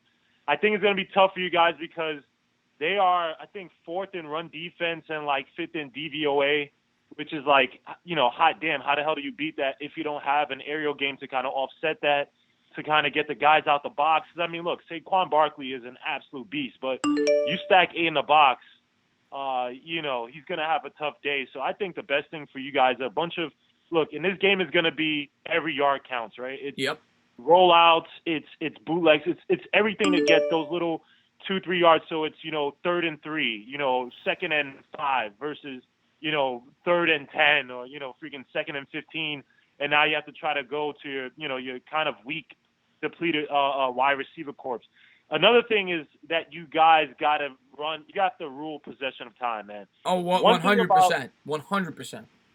One thing about Dak, I'm not impressed by Dak, and one thing I know that he has trouble with is that he can't lead receivers, and he literally needs space. He needs guys to literally sit in his zone, and he can make those passes. Now, don't get me wrong. Look, he made some great plays last year to Amari Cooper.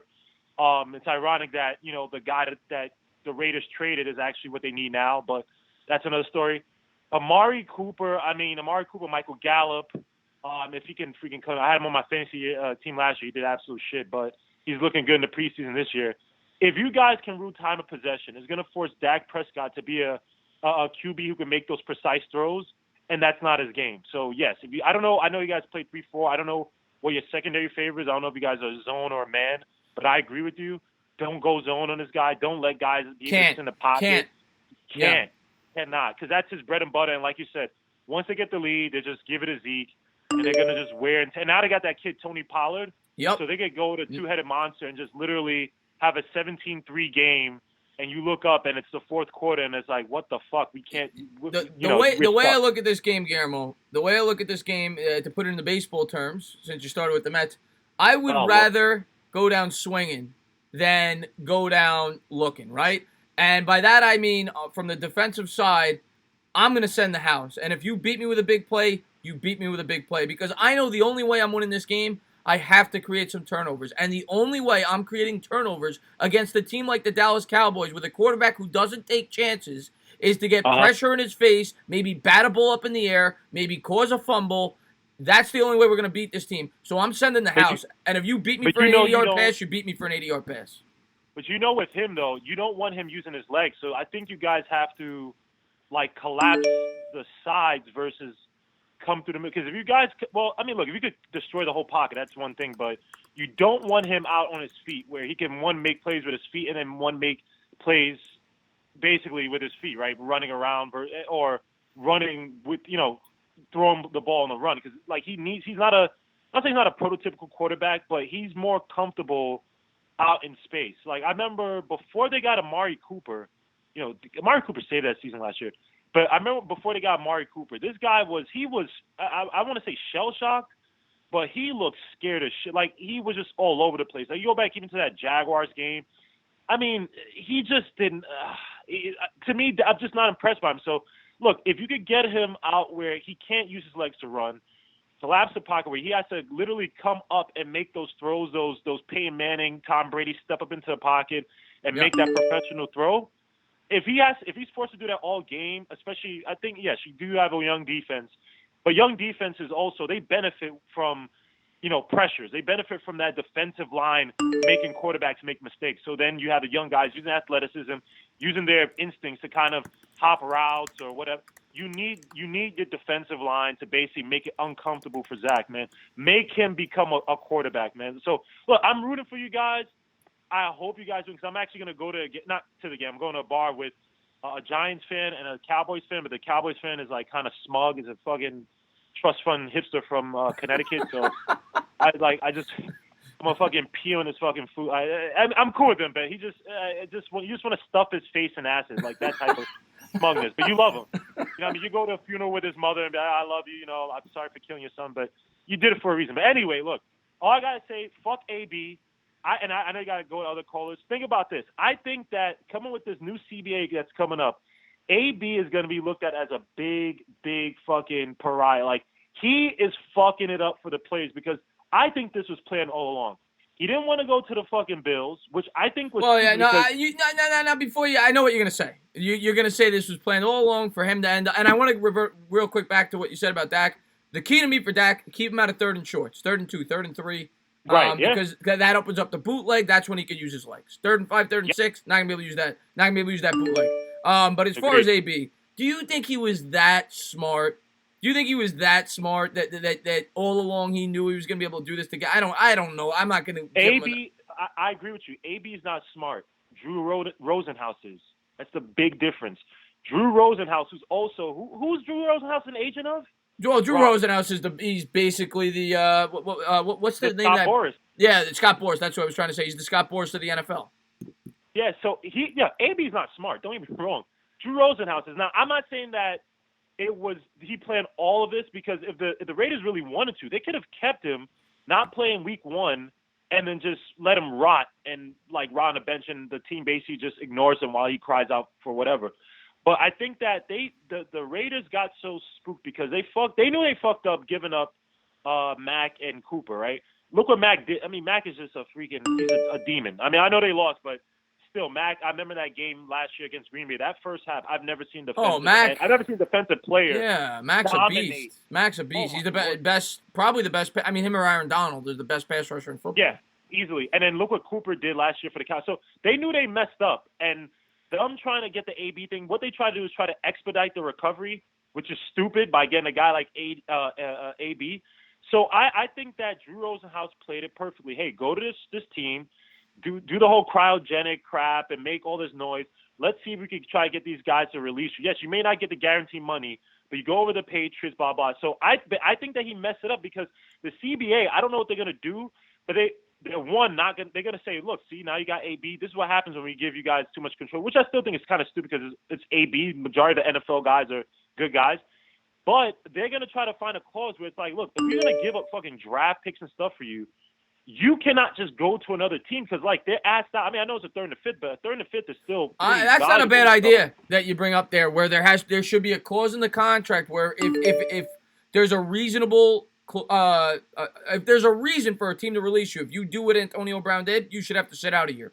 I agreed. That's not a bad suggestion, Guillermo. I don't know if they'll do that, but that's not a bad suggestion because. Maybe I'm not going to say that was the case, but you never know. Maybe from the start they said, well, they're going to trade us to the Bills, the Raiders. Let's see what maybe he forced his way out. You never know. That's a good provision that maybe they want to look at. But man. So look, I'm not going to take too long, man. Look, salute to you, man. I'm rooting for you guys tomorrow. Just give my Jets some hope tomorrow, man, because I mean, Sam Darnold's my boy, but Josh Allen, who I didn't like him more than Sam, but I think if he gets his accuracy issues down packed, I think he could be a dangerous QB. But yeah, my Jets, man, for all the damage that Mike McCagnon did to our team, man, it's ridiculous what Joe Douglas is trying to do to clean up this team. And I like Joe Douglas, I like Sam Darnold, but we got a lot to clean up, man. It's pathetic. Look, all you Giants fans, look, your worst thing is that you guys have Eli still playing, man. But at least you guys have an O-line. At least you guys have running back. I mean, we have Le'Veon Bell, who I like, but Le'Veon Bell does great with a zone blocking offensive line who can actually block. The Jets don't really have that, so we don't have cornerbacks. We don't really have a pass rush. I mean, tomorrow I think it's gonna be a good game tomorrow. I think that's one of the better games on the docket. I think both you guys are improved. I like what the Bills did and what you guys did in the offseason. I think a lot of people are overlooking the Bills. They have a very good defense. They really improved that offensive line. They added 6 new offensive linemen. They got them some weapons, Beasley and Brown in the passing game. I think that game could go either way. I know it's a 3-point spread. I think it's a coin flip. I think both those teams are around 8-win teams this year, and I think it's a good game. I'm going to be pulling for the Jets. I don't hate the Jets. You guys got to win that game. If you want to shot at the playoffs this year, you got to win that game tomorrow. And my last word before I go, man. If you guys can somehow, if we can all come together as one community and somehow find and bribe a prostitute to go and frame Edwin Diaz and Bill Belichick, I will help fund this so we can get these guys out. I think that we should have a hitman type of, not a hitman to kill people, but a hitman to get people out of sports positions, right? Like our owners, the James Dolans. I think as a YouTube community, we can all get together. I'm pretty sure Bad Dog knows some really shiesty looking prostitutes. If we can work with Bad Dog to get Edwin Diaz, Brody Van Wagendoodle, whatever his hell's name is, and Bill Belichick out of sports, I think we can create a beautiful, great community. So shout out to you, man. I'm rooting for you tomorrow, man. Salute to you. Thanks for taking my call, man. Peace. I appreciate it, man. Great call. Always love talking to Guillermo. Have a good night, buddy. It is Football Eve is right. We got another caller calling in. What is going on? You're on live. Thank you for calling in. Hey, Chris, it's L.A. Lou. L.A. Lou. Always love talking to L.A. Lou. L.A. Lou, Yeah. great supporter of mine and a very optimistic Rams fan for the Giants this year. What's going on, buddy? Hey, can you hear me okay? I'm using my Bluetooth, so I want to make sure you hear me okay. I hear you perfectly. And Nick Howard, I see you calling in. I got to take the calls as they come in, and I saw L.A. Lou calling in a lot. I'll try to get to you when I can. Yeah. Yeah, I hear you perfectly, my man. Yeah, no, I was calling in, one call after another. I'm a persistent son of a bitch. That's the only way to get in, Yeah. Hey, I'll tell you something. It is a lively chat tonight, man. I'm looking at everybody, and one thing I see is that people are starting to buy into the idea of the Giants beating the Cowboys tomorrow. That's good. Well, you know as well as I do. I was saying it earlier. You know as well as I do. When I'm on YouTube, I try to take my hat off. I try to be as completely honest and objective as I can be. But come game time, I'm a fan. Okay? And come game time, all of these people are fans. And we're going to believe in our football team no matter what they look like going into the season. So at the end of the day, I'm going to cheer my ass off tomorrow. And yeah, I think the Giants got a shot to win tomorrow. We got to do the we got to work hard. We can't make mistakes, and maybe we get out of Dallas with a win. Yeah, and I know that I've been really, ringing the bell for the Giants, but there are some people who don't think that I'm serious about it. And since I brought this up to you, haven't I pretty much tried to defend my position by giving you, examples of why I think they're going to win, right? And you know what? Help me out here, okay? Last year, the very last time you guys played the Cowboys, what was the final score and how'd the game go? 36-35. Giants dominated on offense, but they couldn't stop Dak Prescott to save their lives. He threw 4 touchdowns. 3 of them went to Blake Jarwin, but the Giants were able to move the ball effectively on the Cowboys. All right, yeah, okay. Now, I pretty much remember that, but I wanted to make sure that it was a Giant fan who said it. All right. Now, help me out here again. Have the Giants gotten better? Yes. And Kyle Petrano, thank you so much for the super chat. He says, it's Saquon time, ride or die, big. It's Saquon time every week, Kyle. If we're going to win football games, it better be Saquon time. You can argue yes, you can argue no. Some people will tell you no because they lost Olivier Vernon, they lost Landon Collins, Eli Apple, Snacks Harrison. They'll tell you they lost big names, that Odell Beckham. I personally think they could be a better football team. I got to wait and see. But the offensive line is obviously improved. All these younger players that we drafted last year are going to be better. I like the guys that they brought in. Second year of the system. They're more familiar on both sides of the ball. We brought in 2 new systems last year. So I think there's reason to believe there's a better football team this year. I do. So do I. I think that all those people they lost, to me, that's addition by subtraction. And you added some good young ball players, and what you haven't had and we talked about this, what you don't have is the drama. You pretty much had what you can call a united front, if you know what I mean. Yeah, that's buying into this season. First time in forever, Lou. I forgot what it felt like. I feel like I'm on vacation. That we don't have any drama. There's nothing everybody's on the same page, and has not been that way in Giant Land for a very long time. Even with Strahan, the year they won the Super Bowl, wasn't showing up to camp. It's been a very long time since this team. Everybody's buying in. You're hearing James Betcher say that all the rookies, their notebooks are filled with notes. They're asking questions. They're trying to improve every day. It's what you want to hear. That's a good, what they call a good culture, right? You know, you always want to develop a winning culture, right? A positive culture, right? And that's what I think the Giants are doing. Now, let me ask you this: how much different are the Cowboys from last year? Cowboys pretty much the same squad. They brought, they pretty much re-signed all their big players, whether it be Tank Lawrence, Zeke. Now, they're going to sign that. Yeah, it's more or less. Well, second half, right? They were a different team because they brought in Amari Cooper. They went 7-1. So a Cowboy fan could say, well, we were 3-5 in the first half last year. We were 7-1 when we got Cooper. So they could say that from a glass half full approach from their end.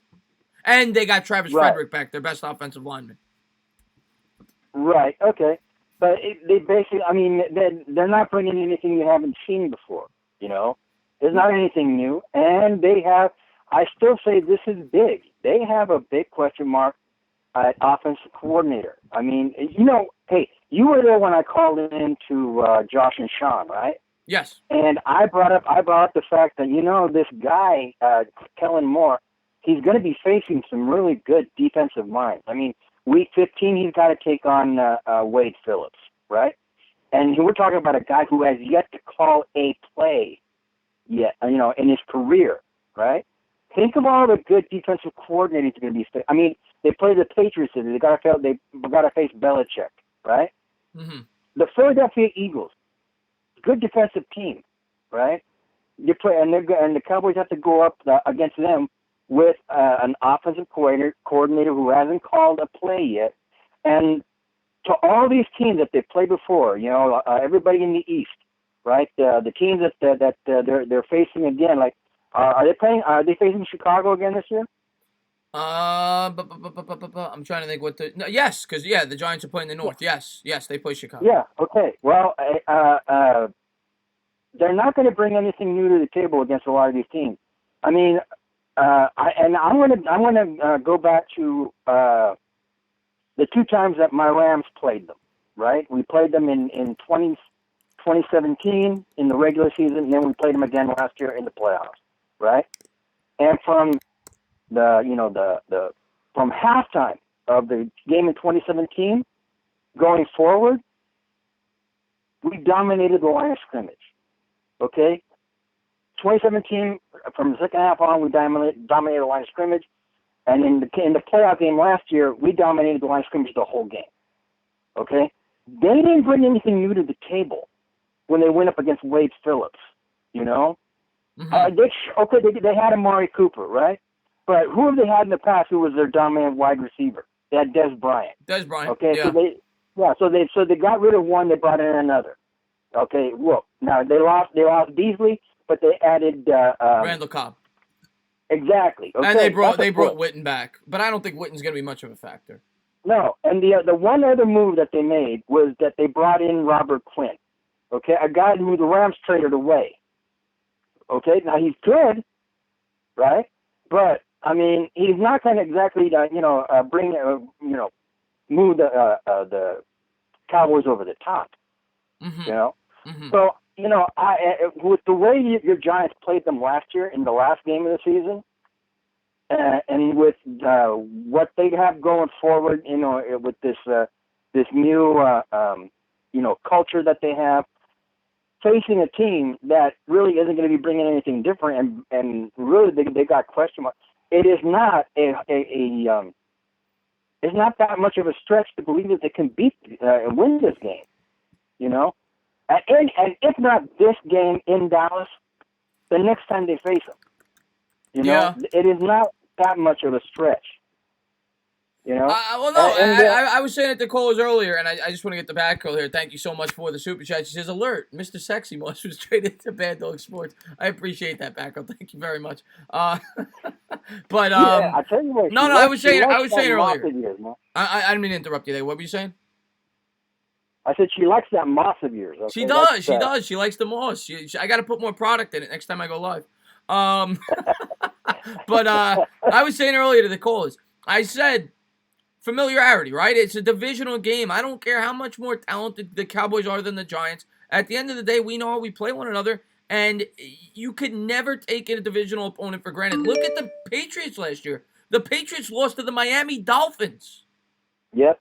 So you cannot look past the divisional. You should never look past anybody, but especially a divisional opponent. The Giants have a chance tomorrow. Yeah, they do. I mean, look, I predicted a score of 24-19 Giants.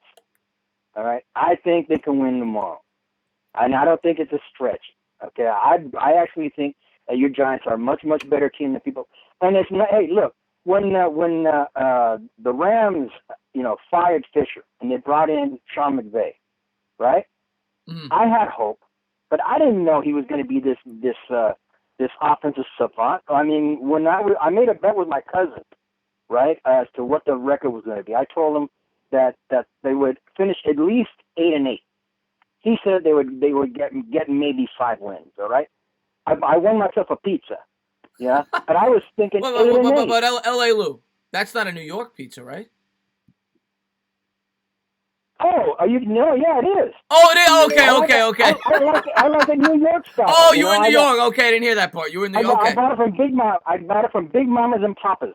That's the name of the place. Okay. What'd you get on top of it? Oh, it was a deluxe. I like. Hey, well, if I'm going to bet a pizza, I'm not going to ask for pepperoni. I want everything on it. Yeah, all right. I want to make sure you were getting real pizza. All right. Oh yeah. And I wasn't expecting 11-5. No, I don't. Yeah, you guys. I mean, I said it in my video the other day. The Jaguars went 3-13. They were in the AFC Championship game the next year. There's so many examples. The Colts were 4-12. They go to the playoffs last year. The Texans 4-12. They go to the play. The Bears 5-11. They go to the playoffs. So it happens. It happens every year. I guarantee you there will be probably at least 2 teams this year that won 5 games or less that make the playoffs, or at least come close. Football is a crazy sport, and it happens every year. Holy shit! I'm watching the chat. And this guy EDP #1 fan. Is that actually EDP? No, he's EDP's #1 fan. Oh, okay. Well, this guy is going off on everybody he hates. Man, I mean, I hope he doesn't hate the Rams, man. He's going off on the Patriots. He's going off on the Cowboys. Yeah, he's a bit of a troll. He's a bit of a troll. Yeah. And I something that whole Antonio Brown thing going to the Patriots. Right. I mean, for me, it's a big ho hum, because I mean, there are people. I've seen it said, right here on the chat, that they think they're comparing this to when Randy Moss went to the Patriots, right? But I don't quite see it that way. The way I see it, they have one wide receiver who may need drug rehab, and they have another one who may need a psychiatric intervention. I don't know. This is good. We'll see about AB. The one thing about AB, if there's one team that can fix him, it's New England. Okay, but this guy had a lot of trouble with authority, and I don't think there's any bigger authority figure than Bill Belichick. So that's true. Well, let's see. It's true. Let's see. We'll have to wait and see. I hope it doesn't work out. I can't stand AB. So yeah, he would have been better off if he went to a team that was in need of his help and was willing to take, all of his crap just to keep him happy. Yeah. But you go to Bill Belichick, it's his way of. I mean, he's not afraid to trade away, some of his best players. I mean, he traded away Chandler, right? He gets rid of everybody. He got rid of his starting left tackle this year in free agency. He got rid of Nate Solder the year before. They always let their top players go. Oh, and thank God that he decided not to keep Cook. Yes. You know what I mean? Yes. Yep. So hey, I'm looking forward to tomorrow. Right? I mean, my best. I mean, I'm hoping I sound a little bit more relaxed than I normally do because I'm tired. I've been cleaning my. Well, I know you do. You do the graveyard shift. Yeah, but the thing is that my place, I do the graveyard shift. I get home, and I wake up and I just eat something. And I just sit around for a while because I'm tired. I get my cats inside, and then I get some more sleep before I have to go to work. And my place slowly but surely starts turning into bombed out Beirut. So when my best friend's gonna come over tomorrow to watch the game, and it's an early game. The last play at 10 o'clock. I had been working all day to clean the place up. And I'm not done, but I'm tired. So what I may do is I may get up at, 7 o'clock in the morning to finish off the living room just so that, we have a clean place to watch the game, but, yeah, man, I'm going to let you go because I got people calling in, but I'm just going to say I envy you because I live on the East Coast and I have always wanted to be able to watch football at 10 a.m., be done with my day by 8, right after the Sunday night game. You guys are done at 8 o'clock. You could eat dinner after that. You're living the dream over there. Yeah, except that at 10 o'clock I'm going to be watching the Rams. At 1 o'clock I'm going to be with you guys watching the Cowboys, and at 5 o'clock I'm going to be with you guys again watching the Patriots and the Steelers. And I so appreciate the support, man. Maybe I'll get 2 hours sleep before I go to work. So. Man, you're friggin' awesome, man. You're great for the whole YouTube community, and I can't say thank you enough. Yeah. Hey. Oh, and have you talked to Josh and Sean lately? I have. Yeah. Okay. I was on there with them. And Sean looked okay. But when I was debating with him, when I Oh, I was there. I was there when you were debating with him. Well, yeah. Remember when I told him that I thought the East was going to come down to the Eagles and Giants? He almost swallowed his tongue. I got a little concerned, but yeah, he almost blew a gasket. But yeah. Thank you, Lou, for the call, man. I do appreciate it. All right, man. I'll talk to you later. Enjoy the games tomorrow. Have a good night. All right. Next call. Now, I just want to say thank you to everybody for tuning in. I don't get a chance to talk to the chat as much as I'd like during the call-in shows.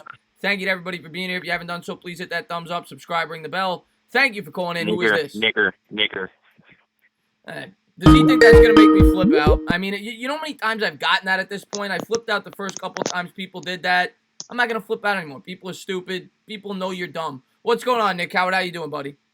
What's good, Chess Moss, brother? How you doing, man? Sorry, man. It took me so long to get to you, man. Just the phones are busy, and always love talking to you, man. Great supporter of my channel. What's up, buddy? Oh, nothing much, man. Yeah, I know how it is getting through. You're a popular guy, man. I know how it goes. No, I love you guys. You guys make my channel. You guys make my show. So I can never say thank you enough to all you guys. And again, anybody that is new to this, unfortunately, that happens every now and again. People call in. They try to get a reaction out of me. And I learned not to react to it because then they just keep doing it. And it's stupid. It's childish. But what's up, man? What do you want to talk? I know you're a big Browns fan. I know you're probably pumped up about your game. We could talk some Giants, Browns, whatever you want to talk about. Yeah, I want to talk a little bit of Giants. We'll talk some Browns too, but I'm besides the Browns, I'm a Raiders fan too, so we could talk about AB if you want to. But I just want to say first off that I'm fucking so pumped. Oh, my bad for swearing. That's all right. That's all right. I swear like a sailor, man. Military, Navy family, man. That's all right. Hey, man, my cousin was in the Marines. I know how it goes. Hell yeah, but I'm pumped, man. Tomorrow, first day. Well, we already had the first game, but just first weekend, man. First Sunday of just football for 9-10 hours straight. I can't wait. Oh, my God. Are you kidding me? The first Sunday of football is like Christmas. I mean, it's unbelievable. I can't wait. There's so many great matchups. I'm not going to be streaming until 4, so I'm going to do the pregame show. But the 1 o'clock, I'm going to sit back, relax, probably watch a little bit of the Jet game. That's what I get over here, and probably the Eagles game. I think your guys' game is going to be a good one, too, though. I think the Titans have a better chance than a lot of people think, but you guys should win. But I think it'll be a good game. Yeah. I think we got the advantage in certain matchups, but I don't know. Looking at our schedule, like I kind of view this one as like the trap game, like the anything could happen game, because it's early on in the year. People are you finally got the ones all together and trying to get everybody to mesh, build up the chemistry, and kind of just it's like the anticipation, like the nerves probably are going to be a little high, like being the first game. I think they might be a little too high some players might be a little too low, like getting in the first couple weeks. But yeah, I view this as kind of like maybe the trap game of like anything could happen. But yeah, Titans are a dangerous opponent because the Giants played them last year. They have a good defense. They have a ground attack. They're kind of like the Cowboys in a way. They're not as good, but they have a similar dynamic to the Cowboys. If you fall behind against the Titans, they're not an easy team to come out back against. So if I'm a Browns guy, I want that offense to put it on them quick and early, and you'll be looking good. But if they get a lead, they're a team that doesn't turn the ball over a lot. They're good with the time of possession. Henry could jam it down your throat, and they have a strong defense. So don't want to fall behind by 7 points against that team. They're going to be hard to come back against. yep, yeah, they try to grind you out, tire you out with running and good D. Yeah, exactly. They're very much like the Cowboys. A poor man's version of the Cowboys. Yeah, but I think I'm pulling for you guys tomorrow. Oh, everybody should be. We're the underdogs. Come on, let's go. Yeah. Yeah, no, and you know what? I don't hate Odell as much anymore because I still am not too fond of Odell. I'm not going to lie to you, but AB is on a whole nother level. He's on a whole nother level.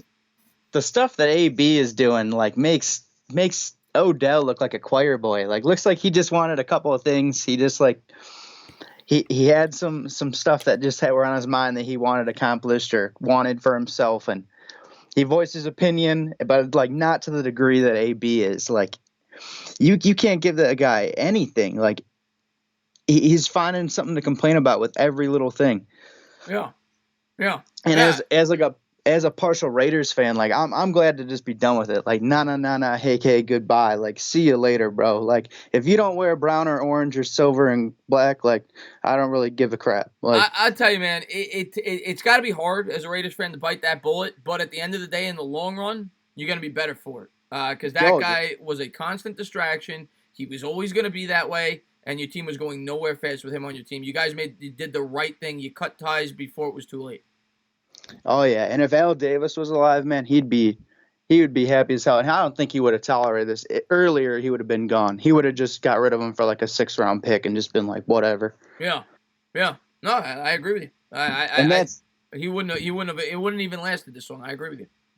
Yeah, and that's saying something that like Al Davis would be like not up to dealing with that because he was a crazy man. Like if you could ball, he would literally recruit for like a guy coming out of prison. Like, hey, you know how to play? Like, I remember he made some off the wall draft picks. Darius Hayward Bay, I remember. He had a couple of off the wall draft picks where I'm like, I don't know if Al Davis got up there anymore. He would think outside the box to say the least. Oh yeah, dude. The Raider Unknown was like the draft day. What the fuck's gonna happen? Pick. Yeah. But I you know. It's got to be tough being a Raider fan right now. You guys still, I don't know how it's going to work out, right? Because they trade away Khalil Mack. I didn't agree with that trade at the time. You end up getting late first-round picks. But at the end of the day, you guys are getting younger. And hopefully you get better because of it. I mean, this year, at this point, if you're a Raider fan, you're not going anywhere. Yeah. But, next year you'll have that cap space from the AB contract off the books. You'll still be young. You'll have a high draft pick. And you continue to build through the draft just like the Giants are doing. That's all you can do. Yep. And tell me your thoughts on the game between the Giants and the Cowboys. I was a little down on the Giants, like going like into this year and earlier in the preseason, but like I'm kind of like starting to try to change my tune. And you saying about the Raiders that you don't know, you don't think it's going to be that good of a year for them. But I think the Raiders are like the Giants in that, like, almost anything could happen. Like, they could probably get a couple of wins in the division and kind of be in the discussion around November, December. Like, I'm not saying we're going to go like anything more than like maybe 8-8, like if everything goes perfect. But like, you never know. Like, somebody could sleep on us. Somebody could sleep on you guys, and you guys could surprise some people. We could surprise some people. That's the way the NFL is, man. At the end of the day, I always say it, there's a lot of surprises, and the Giants, yes, they don't have a proven team, but they have talent. They have young players that have talent. They're early draft picks, and we'll see. Maybe we surprise people. Every year there's surprises. I refuse to go into the year hopeless. That's what I'll say. And we got Saquon Barkley. As long as you got Saquon Barkley on your team, you always have a chance. Because if you could control the clock, you could beat anybody. We saw him beat the Bears last year because of Saquon Barkley. Yeah, definitely. And I hope you end up liking my boys, man, Zeitler and Peppers. I think I'm you're gonna really excited like about Peppers. Zeitler, man. I and Peppers, but Zeitler in particular because it has been so long since we had a good offensive line, and Zeitler he's unbelievable. This guy, from what I've seen so far in the preseason games, the holes he's opened up. I think Zeitler is going to be a great acquisition for the Giants. Yeah, yeah. From what I knew of him here, and before, and I think he was in Cincinnati. He was kind of mainly a pass blocker, but he just developed. He's come a decent way as a run blocker too. Yeah, he's looked great so far. So far so good. He's our best offensive lineman. The guy I worry about is Remmers. I think that's a really tough matchup tomorrow. Tank Lawrence going against Remmers. The Giants are going to have to double team him. You're going to have to pick him with Penny, the fullback coming out of the backfield. You cannot let Remmers go on him one-on-one because he'll eat him up all day. Yeah. That's the matchup I'm looking at. Yeah, but just like the Raiders, I had your Giants, like I said, I was down on them earlier this year, and when all the moves got made, and I didn't know what Gettleman was doing, and we all watched the draft, and we're kind of just like, well, what are you doing? We all had that reaction, and I kind of went from thinking both the Raiders and the Giants were gonna go 4-12 to where now I'm kind of thinking anywhere from 7-9 to 9-7 could be a possibility for either team, and kind of surprise me. But that schedule that the Raiders have will probably end up doing them in. But if everything rolls right, any given Sunday, you never know what's going to happen. If everything rolls right, I could see us being 8-8. I could see you guys pushing and making the wild card. Yeah, that's one thing you bring up the schedule. That's one thing for the first time in a long time. The Giants have a pretty favorable schedule. They play the Dolphins. They play the Cardinals. Obviously, the Redskins twice, I think, are on our level. We could beat them. They play some, winnable games throughout their schedule. So they don't have a bear of a schedule. Let's put it that way. They play the Lions. The Lions are decent, but I think we could stick with them. They play the Bills, the Jets, so they could stick with those teams. So if they could beat the teams they supposed to beat, maybe they pick off a couple of teams, and maybe we have a surprise year. You never know. Yeah, there's always that surprise team every year. That team that everybody's sleeping on, and then they just 7-8 weeks in, they're 6-2, 5-3, and everybody's like, "Whoa, what happened there? What's going on?" Yeah. But and I hope that's us this year. That's all. Yeah, I could hope for. I hope you guys kick the crap out of the Cowboys tomorrow, man. There are three fan bases that I usually don't get along with too well. I'm cool. I respect everybody for in one way or another, or like them. But if I had to choose, 2 or 3, my top that I cannot stand, Ravens fans. You took my team and you rub it in my face. The Super Bowls and stuff like that. If you're a Cleveland Browns fan, you must hate the Ravens. Hate them. I don't even consider the Steelers or the Bengals a rivalry. Bengals are little brother, equal brother, a year younger. We go back and forth every other year. Right. But the Steelers, it's a respect thing. It's we both have a tradition going back a long time, and success and failure and then success again, and hopefully success for us here in the near future. But yeah, the Ravens, just no matter what, I would never like them. But oh yeah, the other one is the Donkeys, the Broncos, or as I call them, the Eonks. And the third is the Cowboys, because everybody knows a dozen or so of those crazy, I don't know, just the Cowboys, over the top Cowboy fans. Yeah, you're a baseball fan, so they're like the Yankees, similar fan base. Now there's a lot of great Cowboy fans. I talked to tons of great Cowboy fans on YouTube. My Cowboys family, I just collaborated with them. They have a ton of great subscribers on their channel that are good Cowboy fans. But much like the Yankees, there are a lot of front runners that are Cowboy fans. There are a lot of people, because they're America's team, right? The quote unquote America's team. So they have a lot of fans throughout the country, and you always notice when the Yankees are doing really good, the fans come out of the woodwork. Same thing with the Cowboys. Yep, and then when they're doing bad, they're all mad at them too. Yep. Yeah. and I think it's funny that you say America's team. That's played out with the Cowboys. Yeah, you guys are America's team, but I've been saying it for a couple years. The youth movement going on with Cleveland, and kind of just the Baker era has begun. The Garrett Baker. Listen, man. I am. I don't like what Baker's done this whole season talking about my Giants, but one thing I love Baker Mayfield as a football player. I thought he should have been the number one pick. My friends laughed at me months leading up into the draft. I think the Browns are headed in the right direction with him at quarterback. I don't know how it's going to work with Beckham long term. I think this year you guys will be good. We'll see how it plays out with that locker room. But Baker Mayfield is a winner. He's a leader. And you guys are going to have a bright future as long as he can stay healthy. I think the Browns are in for a nice 7, 8, 9-year stretch with Baker Mayfield. Yeah, I don't agree with everything Baker said. Like, he did kind of come off as petty in certain ways, but I'm kind of like with him. Like, I feel like Baker's kind of like Michael Jordan in that. I know I'm probably going to get people to give me shit Here's about what this Baker is. comparison. Here's what Baker does for your team. He gives your team an identity. He gives your team a flavor. He gives your team spark. And your team needed that. Your city needed that, and that's a big reason why I think you guys drafted him. Yeah. You know, and that's it with him. I mean, I think it was a perfect fit. I think it was a perfect fit for your team. I mean, you guys needed somebody to make you guys relevant, and he did. Yeah.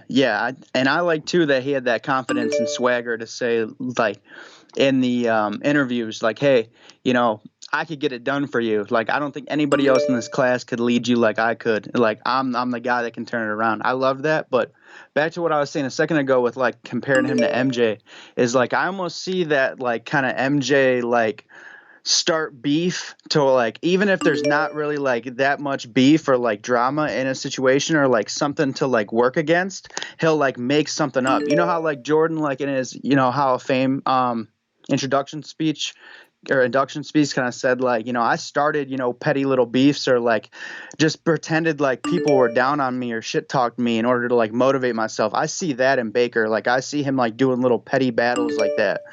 Oh, he did it last year. It could get you in He did it trouble, last but year it with your head also is coach. motivation. He did it with your head coach Yeah. last year. You know? So we'll see how it plays out, man. I'm going to let you go because I got a couple people calling in. But, Nick, man, I just want to say thank you for all the support of my channel. Thank you for being a great for everybody. I mean, you're all over YouTube. You support everybody. And can't say thank you enough for that. Oh, yeah, man. It's all love with me, man. And peace, love, and chess mobs, my brother. All right, my man. Thank you for calling in, buddy. Have a good one. All right, take care and go Giants, man. All right, brother. All right. What's going on? You're on live. Thank you for calling in. Hello? Yeah, my penis. Your penis. Okay, your penis. That was good to know. That was good. I'll tell you, out of all the prank calls I've ever received, that's got to be up there as the best. He called in and said, my penis, and hung up. Yeah, good job. What's going on? You're on live. Thank you for calling in. Tina, thank you for thanking me. What's up, my man? How are you? What is going on, my man? What, you're not going to say my vagina? Oh, Tina, no. I'm just kidding with you. I'm kidding with you. What's up? Yeah. What's going on, Brandon? How you doing? Yeah, how are you, Tina? Got me for a second there. I was like, huh? But yeah, what's up, man? How are you? What's up, buddy? Yeah, no, I just got back from, because, you know, my birthday today, right? And so I there was nothing really to do. So I asked my parents if they'd take me to the Indians and Twins game tonight, and they did. And so I basically just kind of got home a short while ago. Great game tonight, by the way. Had some nice seats. Got them last minute, but damn, it was sold out, my man. Like, holy balls. Yeah. Jesus. Holy crap. I mean, I'm glad you had a good time at the game, man. Are you? My question for you is, are you ready for football? Oh yeah, no doubt. I'm looking forward to our defense this year. You know, Seattle, my team. You know, with the Connie edition. I'm just concerned about the secondary though. We have a young secondary with Shaquille Griffin. You know, I know he's been in the NFL his third year now. I think fourth year. But I mean, we still have a young secondary. I mean, Trey Flowers can step up this year. I mean, Bradley McDougall has been great for us. I mean, but our secondary is not that experienced like our linebacking core and our D line. But I still think our defense can be solid. But that's pretty much my only concern with the Seahawks this year is the secondary. But I kind of wish we could have got AB in a way, because that means we could have had a legit number one threat. Because I don't know what DK is going to bring to the table this year. But like, yeah. Yeah, I mean, I we'll see. I mean, we talk about the Seahawks all the time. I say the same thing every time. I think you guys have to work. You know, you guys are going to be live and die with that ground game. That's it. I mean, that's your bread and butter. If you guys can do what you did last year on the ground game, you guys will win 9 or 10 games. If you can't, you won't. I mean, that you guys are the simplest team to Predict, because last year Yeah. you guys ran the ball 53% of the time. The next closest team was like 47%. So, I mean, you Yeah. guys, we know what you guys are going to do. The question is, can you do it as But- effectively as you did last year? But, see, here's the thing. I get we lost Mike Davis in the aspect, but, I mean, people are forgetting. I know we still have 2 running backs, but you got to think about Wilson, too. He'll be scrambling. He'll be running. So, like, Wilson can run, too, so that's basically – we can basically run every play, even if it is a play action or just a regular play, because Wilson has a scrambling ability. But I think Schottenheimer can open the playbook more with the running backs this year because we can – but J.D. McKissick, we released him. He's a pass catcher running back, which I did not like the move because you could have dropped C.J. Prosise, the most injury-prone back on our team. Holy balls, dude. That man's gotten injured like every season. So I did not get the move in that aspect, but Pete Carroll has been known for not giving up on players early. But I think McKissick would have been a great compliment out of the backfield, no doubt.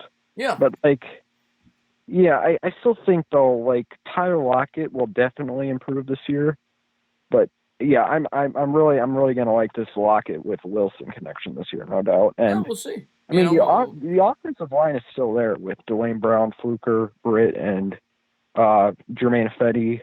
So yeah, we're still there. Yeah, we'll see, man. But I want to get your thoughts on the Giants before I take the next caller. What do you think about this game tomorrow? Giants, Cowboys. What's your keys to? I don't want to hear your prediction because I know everybody's going to pick the Cowboys. What do the Giants have to do? Yeah, the Cowboys win it. What do the Giants have to do to win the game? Giants to win the game. Okay. I think Zeke needs to – I think they need to win the time possession. I think they need to convert on third downs, and I think Zeke needs to have a effective game. Or not Zeke, Saquon. My bad. Well, yeah, that goes Saquon. hand in hand, right? If we're going to win the time possession, Saquon's going to have an effective game. So, yeah, I agree. I mean, they have to win the time possession. They can't turn the ball over. And they have to bend but don't break on defense. Yeah. They can't give up. They got home to 3, not 7. They need to force Dak in the third and longs, too. Yes. They need to force him, but I don't know if they can because Zeke is, he's going to be the running back and not Pollard on Sunday, but yeah, but I just want to say this. If anybody has a shot at upsetting this week, I think it most likely will be the Titans. I agree with you on what you're saying with the Titans. I mean, I think Titans are going to win that game. I in my heart, I really believe they're going to win that game in my heart. Yeah. Okay. I mean, that's my upset special of the week. But, okay, I got you. But my upset pick next week. I know, it's only the first week, but next week, week 2. Oh, this is really going to shock some people, but the Bears are going up into Mile High. I think they could easily lose that game. That does not shock me at all. I've been saying people laughed at me, and Josh might be here. I know Sean is. I'm not trying to stir feathers. People laughed at me for weeks leading up into the season. I said the Bears are going to finish 3rd in the North. I stand by that. And after week 1, I look pretty good in my prediction. We'll see how it plays out. But I think the Broncos could easily beat the Bears. I say it all the time. Name me a team other than the Ravens that consistently is good year over year that relies so much on a defense that the Bears do. It's very rare. You'll have a team that plays great one year and then they're okay the next. Without good quarterback play and a consistent offense, it's very hard for a team to rely almost solely on a defense and be consistently good year over year. I thought about that this year with the Bears. I saw last year they played a little bit softer of a schedule. I saw that they didn't have a draft pick in the first 2 rounds. And I didn't like how it stacked up. Do I think they're still a good team? Do I think they can win 8, 9 games, maybe 10? Sure, but I'm not in love with the Bears this year. I'm going to touch on it real quick, too. When I look at the Bears, I don't think their offense is all there. Here's what I'm thinking. I think the defense will be on the field too long, and the only way I get the Bears had the 8th-ranked offense last year. Well, yeah, but let's be real. The reason they had the 8th-ranked offense was because they created 36 turnovers.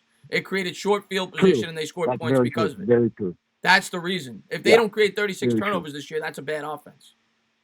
And I'm going to say this real quick. I mean, I think the defense will be on the field too long, and I think the defense will have to hold teams under 20 points in order for them to have a shot. Because I think Trubisky, I just don't know what I get from him each week. Some games he'll have a good game.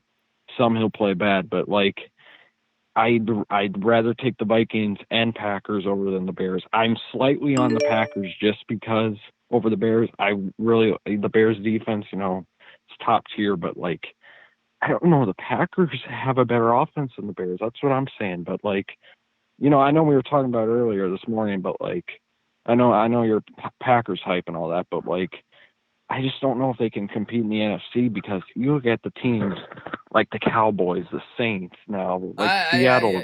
I'm going to give you my answer real quick because I got somebody calling in a lot. I'm going to give you my answer real quick, though. They definitely can compete in the NFC because their defense, they have a much improved defense. They gave up 3 points. I don't care how bad the Bears' offense looked. Their defense is much improved. They brought in 3 or 4 impact players via free agency. They drafted Savage and Gary in the first round. The defense is much better, and Aaron Rodgers is motivated, and Aaron Rodgers is going to be very good this year. Packers are going to win that division. True. Mark it down. Yeah, Timestamp it. Take a photo. Whatever you want. Packers are going to win that division. But, Brandon, thank you for calling in, buddy. I'm going to take the next caller. Yes, yeah, Tane, I'm very hyped for tomorrow. I can't wait to. You're streaming the game, right? I'll be on Bad Dogs first, then we're coming on mine for the Sunday night. Okay, gotcha. Yeah, I'll for sure tune in, but my game's at 4:25 too versus Bengals. Man, watch your game, man. Watch your game. Oh yeah. But I gotta support my boys, Tane and Bad Dog for sure. But I appreciate you taking my call. I'm very pumped for this season. I think a lot of teams can pop out this year and do something big, but this season will be very interesting for sure. Yeah, but I appreciate you taking my call. It always is, buddy. Have a good night. Have a good night. Yeah, thanks. All right, let me get this caller. Seen this guy calling in for a while. What's going on? You're on live. Thank you for calling in. Yo, what's going on, brother? What is going on? Who's this? Yo, it's City, man. Oh, City for real. What's up, buddy? Hey, not much. Hey, I wanna get to a couple of things real quick. I'm gonna make it quick and short so other people could call in. But I want to say this: I've been seeing a lot of stuff in the chat. Everybody's giving out, high scores for the game, man. But you know what? You never know. I think this just might be a low-scoring affair, man. I already put my bid in down there in the comments, man. I said it. The Giants are going to win 13-10. They're going to win by a cannoli. You feel me? I'll tell you, man. I will tell you, City, for real. I wouldn't be shocked if it's a low-scoring game. It's week 1. You have it. You have a team in the Cowboys that they're not looking to blow you out. They're looking to control the clock, beat you down as the game goes along. They're perfectly fine playing in the teens and low 20s. So it's not like we're playing the Saints. It's not like we're playing the Falcons. This is a team that wants to wear you down as the game goes along. So I wouldn't be shocked if it's a very low-scoring game. They might be feeling each other out first game of the year. Maybe you come out a little sloppy. You might be right in terms of the game being in the mid to low teens. It's possible. I wouldn't rule it out. See, I'm with that just because I think both teams, they're gonna want to show up tomorrow. Like, you know what I'm saying? So yeah. I don't think they're. But it's hard to call because it's football though. But like, you know what I mean? I don't think there's gonna be a whole lot of like easy plays where like guys are gonna get these big 30-yard runs. Hopefully for Saquon he does, but like, you know what I mean? For everybody else, forget about it. But yeah, let's bottle Zeke up. I don't want him getting 30-yard runs. Yeah, but like, you know what I mean? I really don't. I don't know. It's hard to call, but I really don't think there's going to be a whole lot of big plays going on. And then I just want to touch on that the AB thing. A B C D E Like, F G. you know what I'm saying? Like he just might be the Patriots cancer. You know what I'm saying? I hope so, man, because I'm sick of. I don't want to sound like a hater. I'm sick of that team. I'm sick of that team, and now they get another break. I hope he is. I don't want to see the Patriots win again. I'm sick of them. I'm not even worried about them because at least as Giants fans, we can say this: we 2-0 against them when it counts. You know what I mean? You're right about that. If we ever sneak in the playoffs, don't let us see you again. Don't let us see you again. Yeah, yeah. So, man, keep doing what you do. I'm gonna drop it on that note. Let's get that W tomorrow, bro. Can't wait, man. Stand up, City, for real. Thank you so much for calling in, buddy. Thank you for being a great supporter. Have a good night, buddy. Have a good one. Yeah, you too. That is a great supporter of the channel, City, for real. Thank you for the call. What's going on? You're on live. Thank you for calling in. Yo, Nick. And, yeah, man, I was wondering your opinion on who do you think's going all the way this year? Because I'm down for anybody but the Pats. Let's be honest here. Yeah, Nick. Okay, Nick. I'll entertain this. This could be a prank. I hope not. But who do I think's going all the way this year? My pick this year is I'm gonna say the Pats. I hate to say that. I don't want to pick them. I do too. I hate to say it. But it's hard to bet against Belichick and Brady, especially after they added Brown. But if I'm gonna think of teams outside the box, everybody's gonna pick the Pats. Everybody's gonna pick the Saints. Two teams. I mean, I don't really consider the Chiefs outside the box, but I'll say the Chiefs is a team if you're not going Pats in the AFC. And in the NFC, I'll go Packers. I've been very high on the Packers now for months. Yeah. And I'm going to stick with that. I'm going to go Packers, and the NFC is a team you want to look out for. Yeah, I agree with that one. Week 1, I had the Packers all day. You never know what's going to happen week 1. So I had the Packers, and I think they can make a run this year.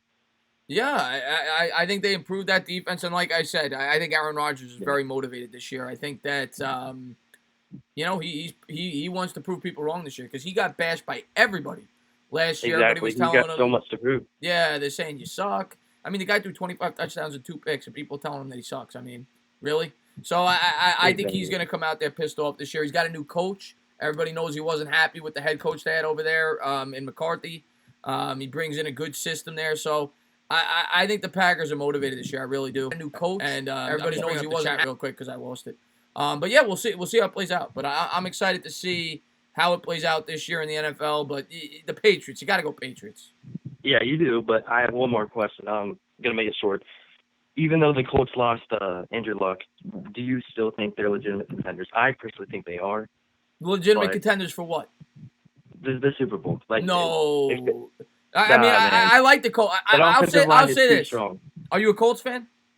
I'm not. I'm a Bucs fan. Okay, I'll say this after he went down. Everybody immediately said their season's over. I did not say that because I do recognize the Colts still have the best offensive line in football, Quentin Nelson. Yeah. You could still build around that ground attack with Marlon Mack, right? So they could still have the ability to control a game. I don't believe in Brissett. Maybe he's a game manager. He's not the guy. He needs to go, but he can get him over the hump if he. Well, we'll see. We'll see. I don't see them. I don't see them competing for. I think they're a 7 or 8 win team. They're still in a really tough division, but they're not a pushover. They still have a great offensive line and an improved defense. They're not going to be this pushover. I'll say that. I'll agree with you, man. All right, thanks for having me, man. You got it, man. Thank you for the call. I do appreciate it. No problem, man. Have a good one. But yeah, I think the Colts are a little bit better than some people may think. I want to say thank you again to everybody that has tuned into the stream tonight. I hope you guys are ready for the Giants tomorrow, some NFL football. What's going on? You're on live. Thank you for calling in. Well. What is up, Mr. Cannoli? Well. Mikey Nixon finally got through. We got a big Giants fan on the line. Great subscriber of mine. Always love talking to Mikey Nixon. And how you doing, buddy? I'm doing ready. I'm ready for some football now. I want to take about maybe a minute and a half to put my insight on the AB situation because I have a theory. If you look back, I want to hear it. You know I want to hear it. So, give a couple of years, maybe 2, 3, 4 years ago, there was no problem with Antonio Brown. There was nothing really about him in the media being all this rah, what he's doing now. You want to know what changed, Entertainer? Yeah, what? And I truly believe it in my mind. After he took that hit from Vontaze Perfect, everything changed. I remember that. You're talking about that was in the playoff game, right? Playoff game or last game of the regular season. Maybe that's what I remember. It was late in the year. It was late in the year. But ever since that hit, I noticed the change. And you want to know something? But Mike, never like this. Never like this. I mean, this is on another level, the way Antonio Brown's been these last 8 months. And you want to know what I think it is? What? I think he has CTE. I think he has severe CTE. A lot of people are saying that. Like, if I was the Patriots, I would have him tested immediately.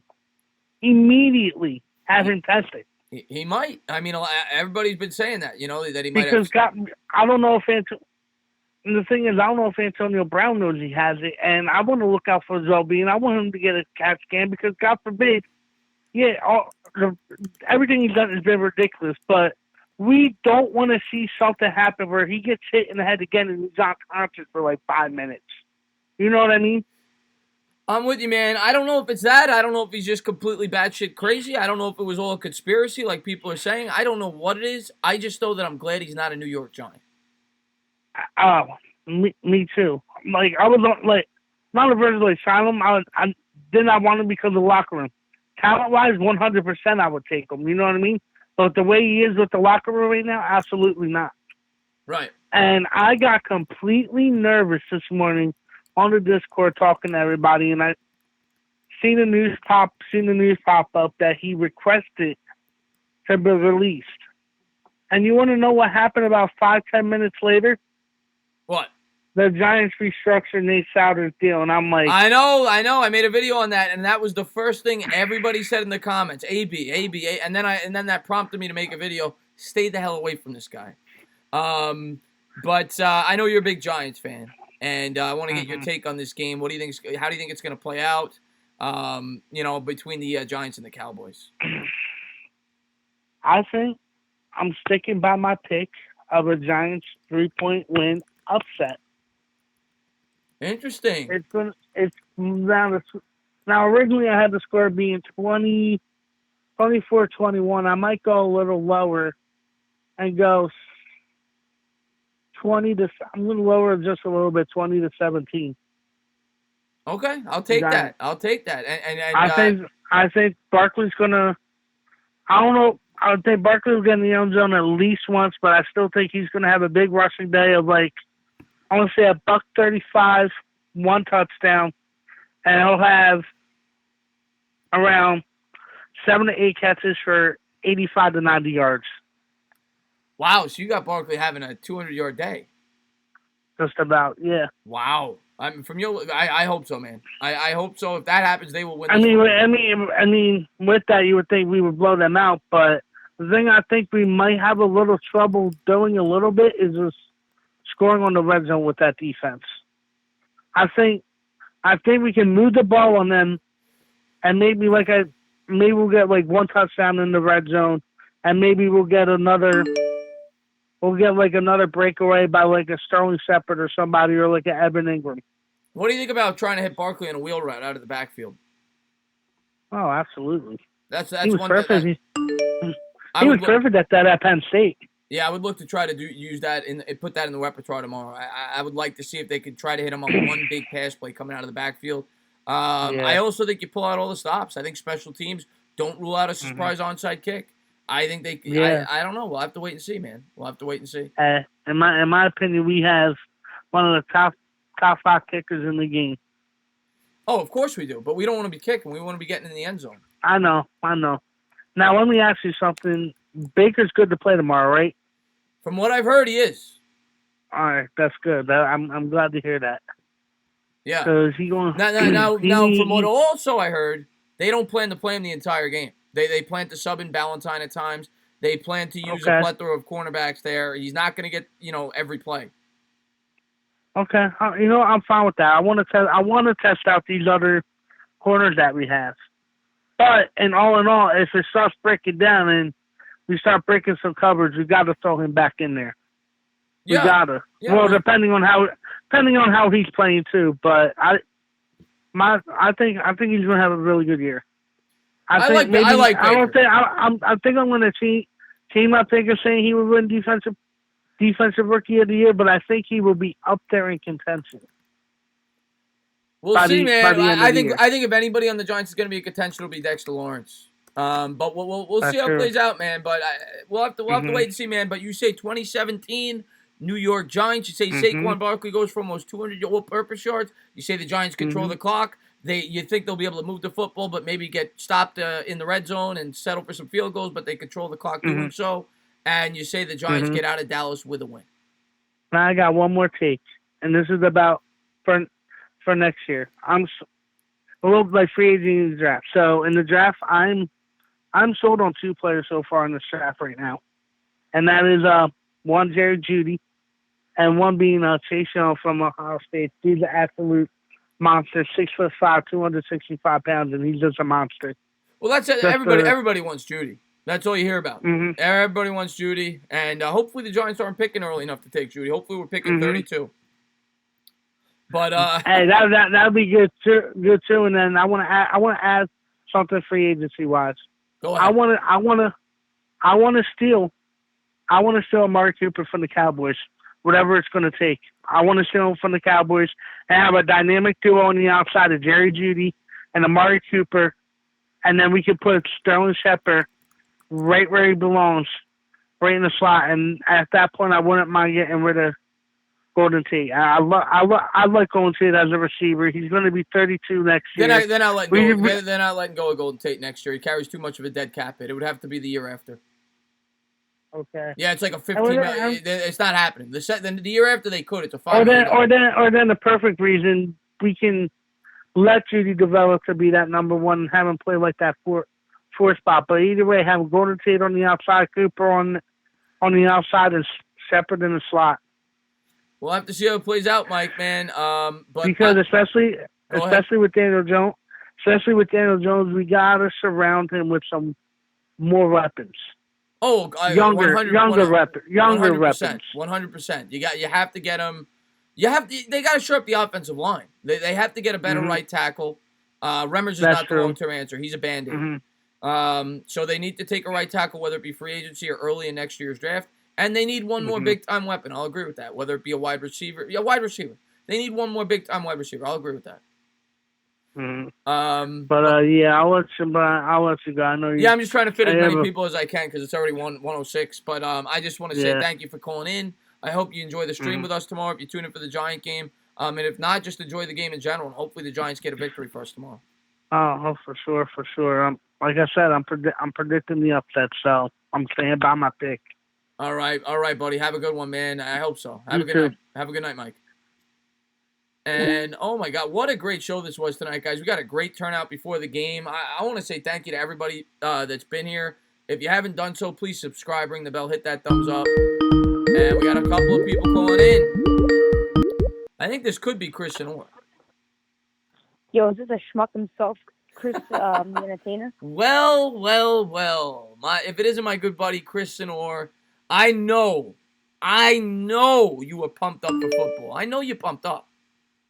Yeah, I'm high off the Sody Pops, so, might be the Sody Pops, it might be the football, who knows, Yeah. But, yeah.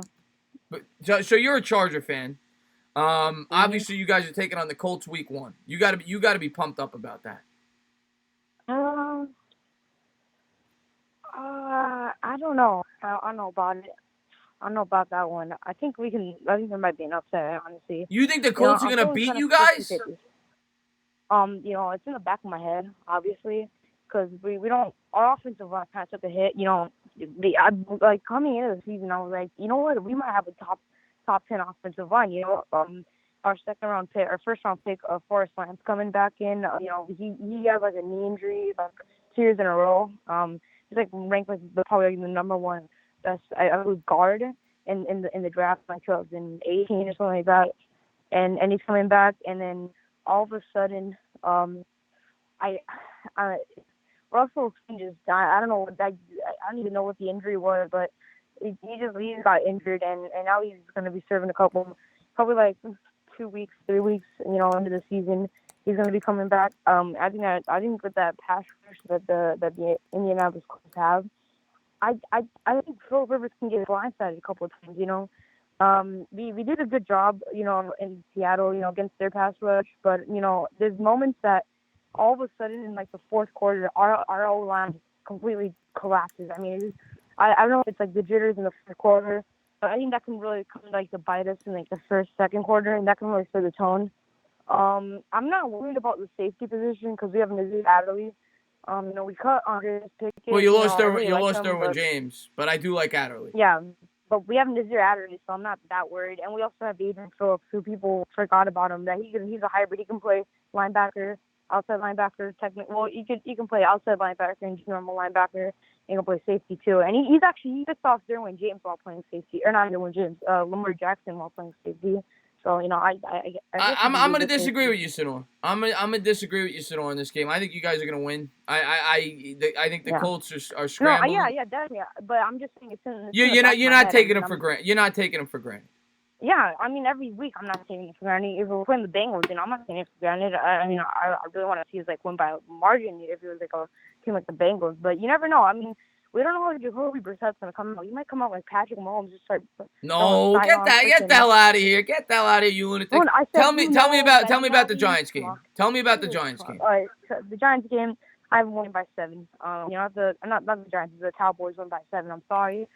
Every goal had attacked me, throw cannolis at me in the chat, but I don't see it. I don't see it. I mean, before the game, I said, or like 2 years ago, I was like, you know what, the Giants might be able to win. The Zeke contract comes in, it's done. You can forget about it. You can just go back. Did you just say that you could? Did you just bring out the New York accent there? You could forget about it. Forget about it. What's with the Giants? You gotta bring the accent. You gotta add in a little bit of passion. You can just don't book the plane ticket to Dallas. It's you're gonna lose. I hope you're wrong. I hope you're wrong. But we'll have to wait and see tomorrow. I can't wait for the game. I can't wait for the stream. Bad Dog and me are gonna be rocking. We're gonna be pumped up, and hopefully the Giants get out of there with a win. Yeah, still a Bad Dog. Is it gonna be first quarter? I mean, in his stream, or is it gonna be on his channel or your channel? The Giants game is gonna be on his channel. The Sunday night game is gonna be on my channel. Oh, okay. All right. Yeah. So every week you're switching from so week 1, you'll be doing week 2 Giants will be on my channel. Sunday night game will be on his. And week 2 I'll have a call-in show after the game as well in between. This week I can't do it because it's a 4:00 game, but 1:00 games I'll be doing that as well. But yeah, I'll definitely call in. Sonor, man, I just want to say thank you. You got something else? Yeah. Go ahead. I went to the Padres game. I'm saying baseball is kind of like, I'm kind of getting into baseball. I'm kind of getting into baseball. That's why my voice is all messed up. But yeah, I went to the Padres game. We won. Man, that's good. I mean, baseball's great. I'm glad that you got to go to the game. Yeah. Petco Park's beautiful. One of the places that's on my bucket list. I'd love to go there. I'm glad you enjoyed it. Yeah. I'm glad you enjoyed it, buddy. Yeah. I need you to teach me the ways of baseball, though. I need you to teach me the ways of baseball because I don't know. I'll teach you. And Cushman will teach you too. What is a Cy Young? What is a Cy Young? What are you? Are you serious? Cy Young's the best pitcher. Best pitcher. No. Just kidding. I'm just referring to Bigger Mike. Yeah, but anyways, I'm kind of done here. I have the Giants losing by 7, Chargers winning. Yeah, I think I got my prediction right on the Packers too. I'm like you. I have the Packers really high. In the North. I think they can definitely beat the Vikings. I don't agree with you. I think you said it before that they can lose to the Vikings. I feel like they're forced underdogs because I think the Vikings split with them last year. But I feel like people are kind of riding on the Vikings too much against the Packers. I feel like Mr. Rogers is gonna go gunsling. He's gonna go out gunslinging and stuff like that. And I think Jimmy Graham might be utilized a little bit more now. I think you will too. I think they don't. I think you will too. I think Graham could have a decent year. Listen, you know how I feel about Rodgers this year. We'll have to wait and see. I got the Vikings getting second in the division though. Rodgers owns all the rest of the 31 teams. I mean, he can only beat in the season. If you give him 31 teams to beat, he can probably lose to maybe like the Patriots or something like that, but I feel like he can beat every single team in the season. I don't know. Rodgers is just he's in his own league. You can't. He's too good. I mean, he's just he owns us. He owns every single team. He owns the Dallas Cowboys. Yeah. I don't know if he owns the Well, Giants, yeah. I mean, he doesn't own anybody recently. They haven't made the playoffs in 2 years, Sonor. But I think he's gonna have a bounce back year. But I got a guy calling. He's been calling for a while. I want to get it. But Sonor, man, thank you so much for calling in. Thank you for being an unbelievable part of my channel, and I always appreciate you, buddy. I'm excited for tomorrow. I want to see that stream. I want to see that stream. Can't wait, man. Cannot wait. Yeah. Cannot wait. Next caller, you're on live. Thank you for calling in. Can't wait, man. Cannot wait. Hello. Oh, hey, hello. Hello. How you doing? Oh, what's up, man? What's up, entertainer, man? You ready for some football, baby? Am I ready? First off, I gotta know who am I talking to.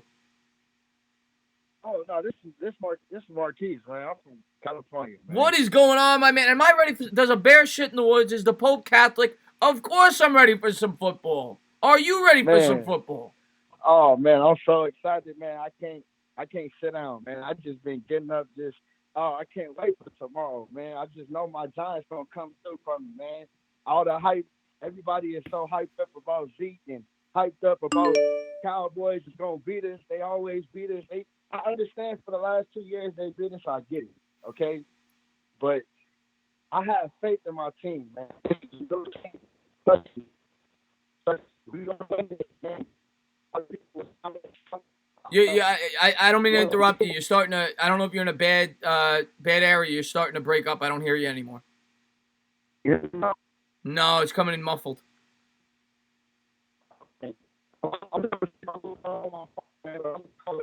Yeah, I'm gonna have you hang up and try to call back. I don't remember your number, but I'm gonna have you hang up. Well, I see your number here. I'm gonna take the next person, but I'll get you after.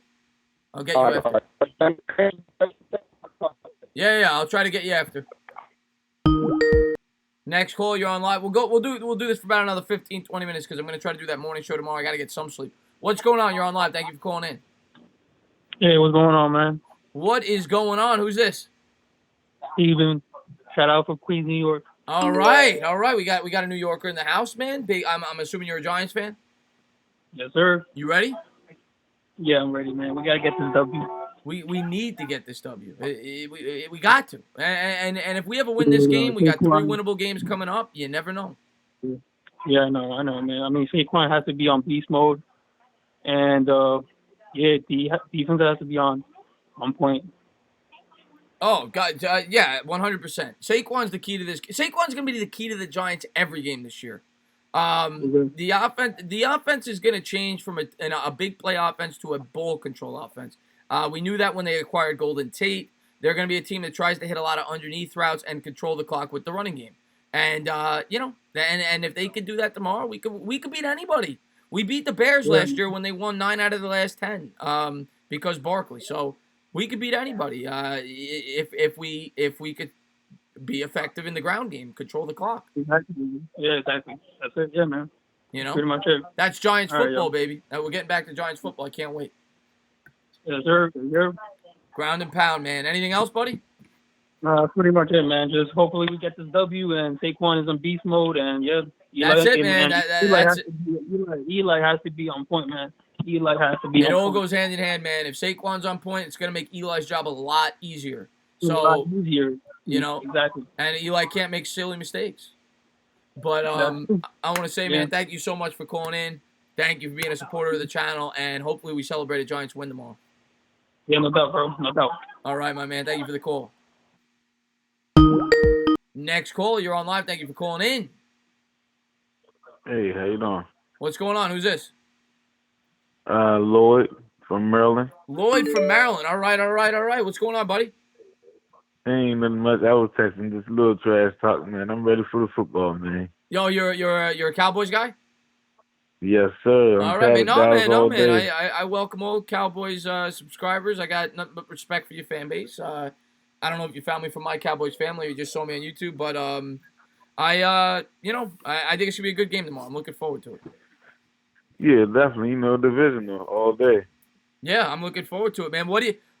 I know a lot of Cowboys guys are going to think they're going to blow us out and might take us a little for granted. And I get it. You guys should be confident. You guys had a great finish to your year. You went 7-1 your last 8 games. Made the divisional round. So, but what's your take on this game? Let me ask you this. How do you beat you guys? You're a Cowboy fan. What's your weaknesses? What would you try to exploit if you were the Giants on both sides of the football? Me personally, I think that it's going to be kind of hard this year to beat us. I agree. It's not going to be easy. The weakness is that everybody depending on Zeke, and I really don't see a whole lot of Zeke. Oh, so you think you don't think they're going to use Zeke a lot? I mean, they will, but he's not gonna be running 100%. I agree with that. I don't think because he didn't take any hits in the preseason. He's probably not in football shape yet.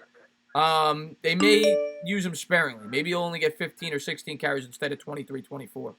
I could agree with that. And they'll use Pollard a little bit more. Yeah, but man, I mean, I'm a football fan, but man, Eli is he has been through a lot, but I don't see him. He can't beat Dallas.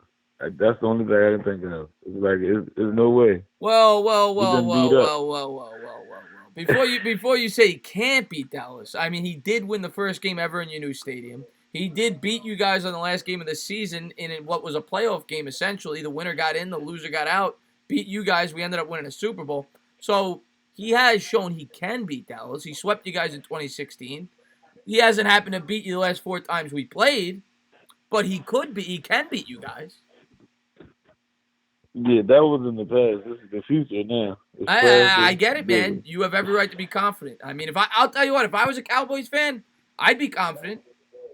You guys have a great defense. You guys got Ezekiel Elliott. You got a great offensive line.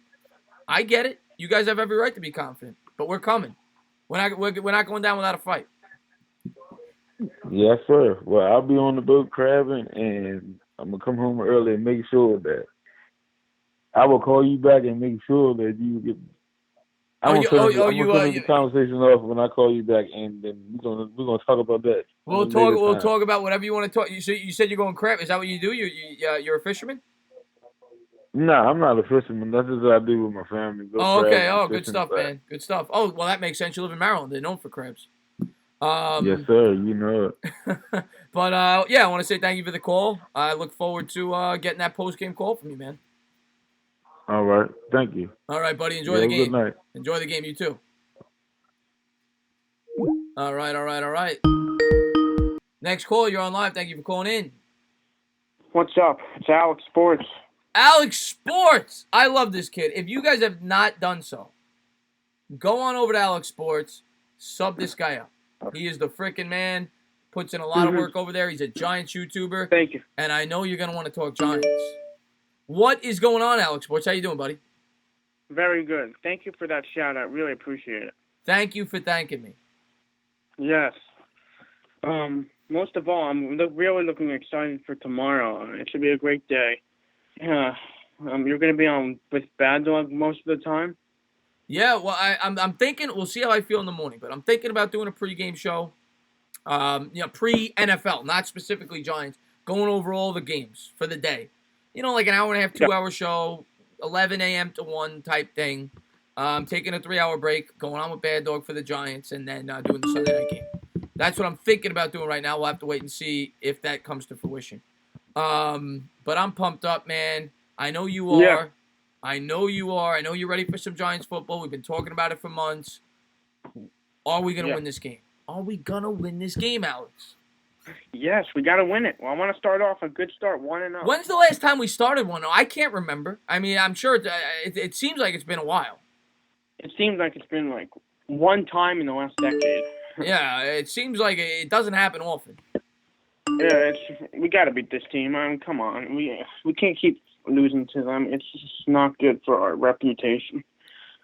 It's just not good. We got to beat them in Dallas. I'm with you. We got to find a way to beat this team and get off on the right foot, and maybe this young team gets some momentum going into the Buffalo game. The one thing I will say, if we do ever beat Dallas, have to follow it up with a win home against Buffalo. You cannot have a letdown. Have to follow Yes. Yes, if we say we have a fourth quarter lead, we cannot screw this up. Well, I've said it for a while now. The key to this game for me, the biggest key, have to have a lead at halftime. Yeah. If you have a lead at halftime, Dallas does not like playing from behind. They went 1-6 last year when they were tied or behind at the half. So if the Giants have the lead at the half, I feel very confident we're going to be in contention to win that football game. Yeah, and we'll see who gets the ball first. I want the ball. Give me the ball. I want to punch them right in the mouth to start the game. Give me the ball. Yeah, I would like the ball too to start. When we got to score touchdowns, not field goals. That's what I'm looking for mainly. Like on most of our possessions, we got to score touchdowns, and we got to limit the Cowboys to score like field goals and stuff because can't let Zeke run all over us. Period. No, I'm with you, man. I think I've said that a lot. We can't make any major mistakes, no turnovers. Hopefully Eli can throw the ball quickly to the receivers. Hopefully he doesn't have get sacked too much. Hopefully the O-line does a good job blocking. He had enough time to throw it. I really hope so, because it seems like last year in the first game he just didn't have enough time to throw the ball, and he kept getting sacked. Yeah. I'm with you, man. The offensive line's a huge key, not just for this game, for the entirety of the season. We revamped it with the players that we've brought in. Will Hernandez, year 2. Everybody's looking forward to him. That's what I'm looking forward to most this season. It might sound boring, but it's been forever, Alex, since we had a good offensive line. It's been forever. It's been so long. Maybe the Super Bowl year, we had a good offensive line. Yeah. Yeah. Well, yeah, we had a... Oh, yeah. Well, the 2007 and 8 team specifically had a great offensive line. Great offensive line, yes. Yeah. 2011, we kind of struggled. That season. Yeah, we kind of hit the stride in the playoffs, but we did not have a good... We were, I think, the last or second or third to last running offense in football that year in the regular season. And then we just kind of hit a stride in the playoffs. Yeah, we did. It's true. Yeah. But anything else, buddy? One more question. What do you think the final score prediction will be for tomorrow? I mean, if I'm being unbiased, in my preview video, I said 23-17 Dallas. But as the game gets closer, that final score prediction might change.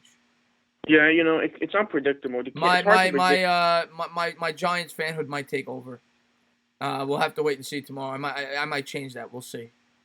Yeah, you never know. And you think the Eagles will win tomorrow? I do, but I think it's going to be closer than a lot of people think. I think the Redskins keep it pretty close with that defense and that ground game. I also think the Eagles are going to come out a little sloppy tomorrow, being that Wentz hasn't played in a long time, didn't play in the preseason. I think the Eagles come out a little sloppy, and the Redskins keep it close. Yeah, I think it's going to be a slow start for Philly, but they'll get the win. They'll find it. Yeah, they'll get there. They'll find a way to win that. Yeah. Yeah, we'll see, Absolutely. Alex, man. But before I let you go again, go ahead and type your name in the chat so everybody could go check out your channel. Sure. Keep up the great work. Go over there, subscribe to Alex Sports. I always like to support Giants video makers whenever I can, and I want to say thank you for calling. Thank you so much. I really appreciate you supporting my channel. I love supporting your channel. You're so good. Thanks for taking my call. You got it, Alex, man. Thank you. Have a good one. Have a good one. All right. Next call. You're on live. Thank you for calling in. Hey, what's up, Chris? It's Abrar. Oh, Abrar, what's up, buddy? What's up, man? Do you hear me well? I do. Long-time subscriber, Abrar. Big Giants fan. Glad you called in. What's up, buddy? What's up, man? I'm excited for tomorrow, man. It's been too long. Yeah, I mean, we've been excited for tomorrow really since like week 10 last year. I mean, we started off so bad, 1-7, then we kind of hit a second gear in the second half, and then we fell apart. But yeah, it's always nice for a new season. I don't care what the expectations are going in. You never know. And I am excited for football to start for the Giants, and hopefully we surprise a lot of people tomorrow. Yeah, I hope. Well, obviously the defense is gonna let some points go, but hopefully they keep it down to field goals. They're young, but I want Saquon to play well. Really, I think he will. He's a beast. So listen, Saquon can play well against anybody. I don't care who your defense is. Cowboys fans make it seem, and they got a very good defense. Okay, I'm not gonna talk any smack about their defense. They have a very good defense, but they're not the '85 Bears. Okay, this team can be run on, and Saquon Barkley can run the ball on them. And if he does, we got a chance. Yeah, I'm excited, man. D-Man, are you trying to call in, D-Man? I will try to get your call. I'll try my best, buddy. I don't know the first 3 digits of your number, but I'll try my best. I'm trying to get every caller I can. I've been doing this now for however long since I went on. But yeah, man, I'm very excited, man. I can't wait. And hopefully Eli Manning has a great year in his send-off season. I can't wait. Yeah, same, man. Yeah. But anything else, my man? Nah, nothing else. All right, buddy, man. Thank you so much for the call. I do appreciate it. All right, have a Thank good you for night. being Take care. a great supporter. Yeah, no problem. Take care, bro. Have a good one.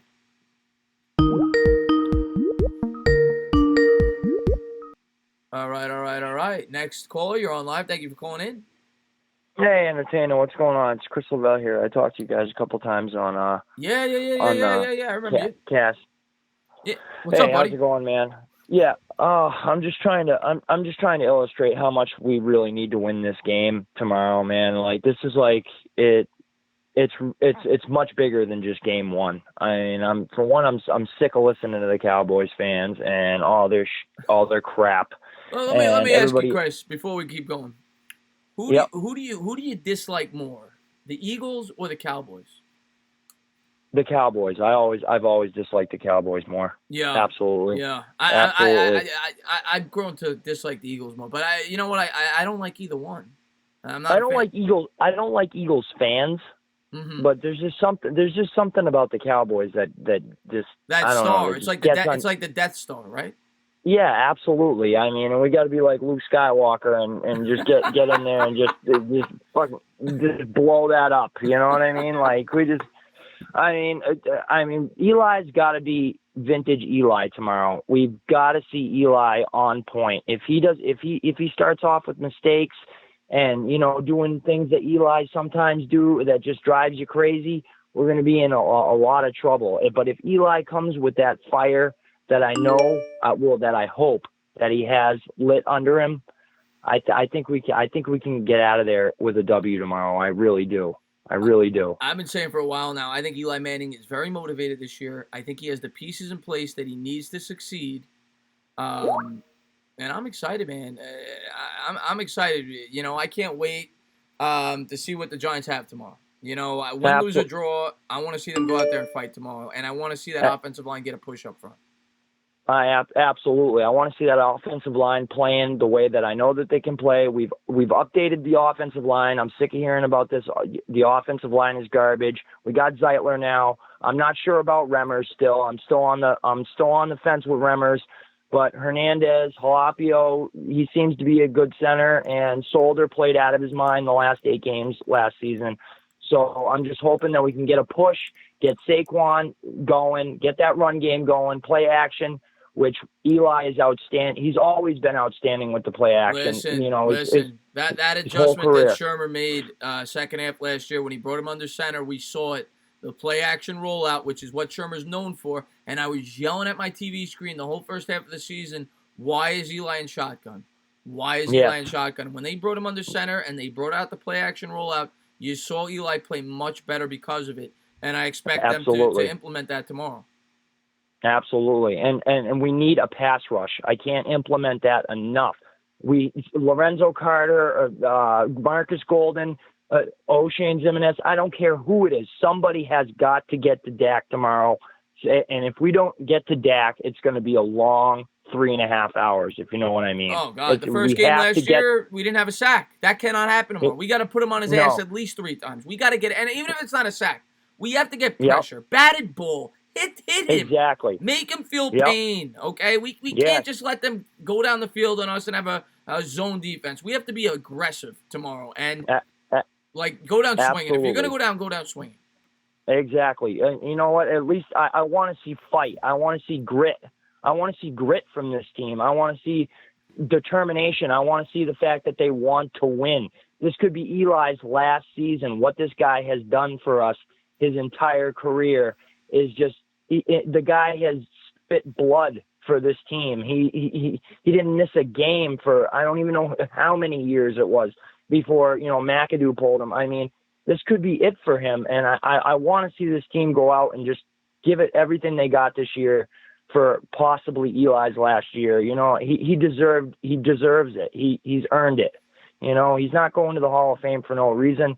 And you know what, man? I'll be wearing an Eli Manning jersey tomorrow. I'm the biggest Eli Manning. Well, no, that's probably Cop Pizzle, but I'm a huge Eli Manning fan, and nothing would make me happier than to see him go off with a successful season. I don't know if it's going to happen, but that would be incredible because, like you said, the stuff he's gone through since he's been here, the way that he had to deal with the fans, the media, the outside fans. Everybody bashed this guy since he got here, and all he's done is prove people wrong. And, yeah, I get it. The last 3-4 years have not been great. But you know what? Absolutely. You know what? Yes, some of it's his fault, but a lot of it isn't. And no, it's not. And hopefully with the improved offensive line of Saquon Barkley this year, he could at least finish his career strong as a New York Giant. Absolutely. Last thing I want to talk about is Janoris Jenkins and those new the new corners that we got. They gotta make plays, batted balls, an interception. Janoris Jenkins, especially being the leader of those guys, he's got to step up and make some plays. He was very, very, very he didn't play up to par last year. It's a season where this is his last. He's going on. It's a contract season for him. He's got to step up. He's got to make some plays in game one. And hopefully DeAndre Baker can follow suit and they can get something going, because we really need to get. I really feel that we need to get out of Dallas with a win to start this. Just to get the momentum rolling. Like you guys were saying a minute ago, you were saying, when's the last time we've won a game one? It's been a long time. And I think and it's a domino effect. It's a domino effect, Chris. Right. With this schedule we have, if you could ever make this upset tomorrow, you look at your schedule, you say, okay, next 3 games, Buffalo home, at Right. Tampa Bay, Redskins Right. home. 2 out of Yep. 3 at least, we could do that. Absolutely, right? Right. And you're looking at a 3-1 start, and then who knows what could happen after that. So you get the momentum going, and you get a couple wins. The locker room starts feeling, it, and then who knows what can happen. You got a guy like Saquon Barkley in the back. Anything can happen, and I think if this team really reaches out, they can surprise like Max Kellerman and all those other guys that are always ragging on our team. I'm sick of listening to it. Stephen A. and all those guys. I'm just sick of listening to it. I want us to be able to shut some of those guys up, and I hope we can. And you and me both, man. And I can't wait to hopefully next time we talk, we're both happy. And we're heading to Buffalo with a 1-0 record. We're going to find out tomorrow. But, Chris, I want to say thank you for calling in. Great call. You really know your stuff. Love talking to knowledgeable Giants fans. Thank you for calling in, buddy. All right, I'll talk to you soon. You got it, man. And I saw 1 or 2 other people trying to call in. We'll take 2 more calls. I want to grow this show, so I want to give everybody a chance to call in whenever you can. And what's going on? You're on live. Thank you for calling in. Who is this? Sam. Sam, what's going on, Sam? You always call late. I always like talking to you, Sam. How you been? Good. How are you? I'm good, man. I'm just pumped up for Giants football tomorrow, man. I hope you are too. Of course. What I was today, I think somebody else said it. When I saw that AB got cut and then we cleared up cap room, I was scared. Because it's not only if you could get a player of AB's caliber and then he's just a good locker room guy, then obviously you'd take him in a second. But especially with Daniel Jones probably going to start this year, I think that's why they got rid of Odell. They don't want Daniel Jones to feel obligated to throw it to somebody. And I think AB would have called Daniel Jones out and ruined his confidence if he didn't see him wide open or something. Yeah. Listen, man. I got nervous. You talking about, you were saying that you get nervous when I never thought we were bringing him in. I never thought we were bringing him in. I know a lot of Giants fans in the comments when I made that video were like, we're bringing in AB with the $5 million. I never thought we were bringing him in. It's not Gettleman's way. He's not bringing a guy. He just cleaned up this entire locker room. He wasn't about to bring in a guy like Antonio Brown. Yeah, I think one thing that this might be an unpopular opinion, but due to everything that Juju's been through all year, I think this year Juju's going to come out and be the best receiver in the NFL. I think Juju Smith-Schuster, I've been saying this for a long time, is going to be the number 1 fantasy wide receiver this year. Because when you look at Ben Roethlisberger over the course of his career, he forces the ball down his number 1 wide receiver's throat. And I think Juju's going to have a huge year. I really do. Huge. I could see, because in my fantasy league, I was upset, but I couldn't trade up to get him in the end of the first. I think he could easily go for 15 touchdowns and have 1,700 yards. Listen, people are saying the same thing about Juju that they said about Antonio Brown when Antonio Holmes left. Everybody was saying, how's Antonio Brown going to get it done? Now he's going to get the number 1 coverage. Ben Roethlisberger targets his number 1 wide receiver more than anybody. And Juju Smith-Schuster is going to have a big year. Make no mistake about it. And people that are sleeping on the Steelers, you better wake up. James Conner proved that he could still be a good running back. They still have an elite offensive line. They still have a strong defense. And they still have sufficient weapons in the passing game. And they still got Big Ben. Steelers could easily win that AFC North. Easily. Now, this I don't think a lot of people are thinking like this, but I think if there's one player that has to do good tomorrow for us to win, it's Mike Remmers. Like I know that's not I agree. Like a huge That's player. the biggest matchup for me. Other than maybe Jenkins versus Cooper, Remmers versus Tank Lawrence is the most important matchup on the offensive side of the football. I don't think he's gonna shut DeMarcus Lawrence down. If he could give up like one sack at least, at most, because I don't know. I don't think he's not a guy that you could put in and feel safe about. He's I don't know. He's one of those guys that he'll be serviceable, but he won't be somebody that you bring back in the next year. Remmers, they're not. I don't think Remmers could take him one-on-one, like you said. He'll get killed. They're gonna have to help him out. Penny's gonna have to help. They're gonna have 2 tight end sets. They're gonna have to help him out on that side. He's going up against one of the best pass rushers in football. So Remmers is not gonna be able to do it on his own. That I make no mistake about. But hopefully he can hold his own, and with the help we can give him, I expect the Giants to have a lot of mass protection in this game because I think they're gonna try to run the football. I think you're gonna have a lot of 2 tight end sets. You're going to have a lot of I formation. I think Giants are going to try to beat the Cowboys at their own game, and hopefully they can do it. Yeah, like you said, I think getting the ball first is huge. And I think I've been thinking about it.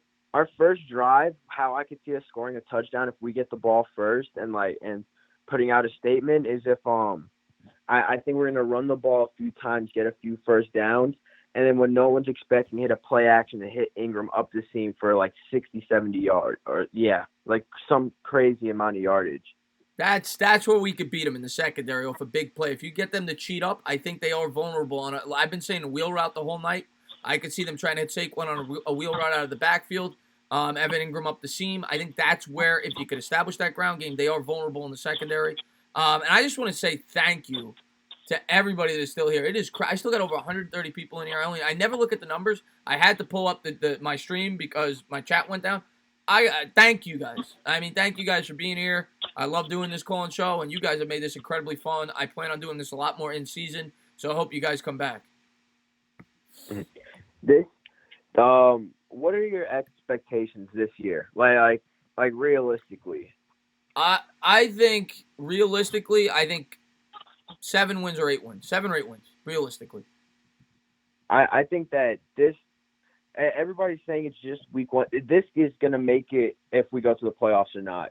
Because if we could start off beating Dallas, why can't we beat Buffalo or the Bucks or the Redskins? We could start off 4-0, and then stuff gets a little bit harder there in Minnesota and New England, but I think you could make the playoffs at 10-6.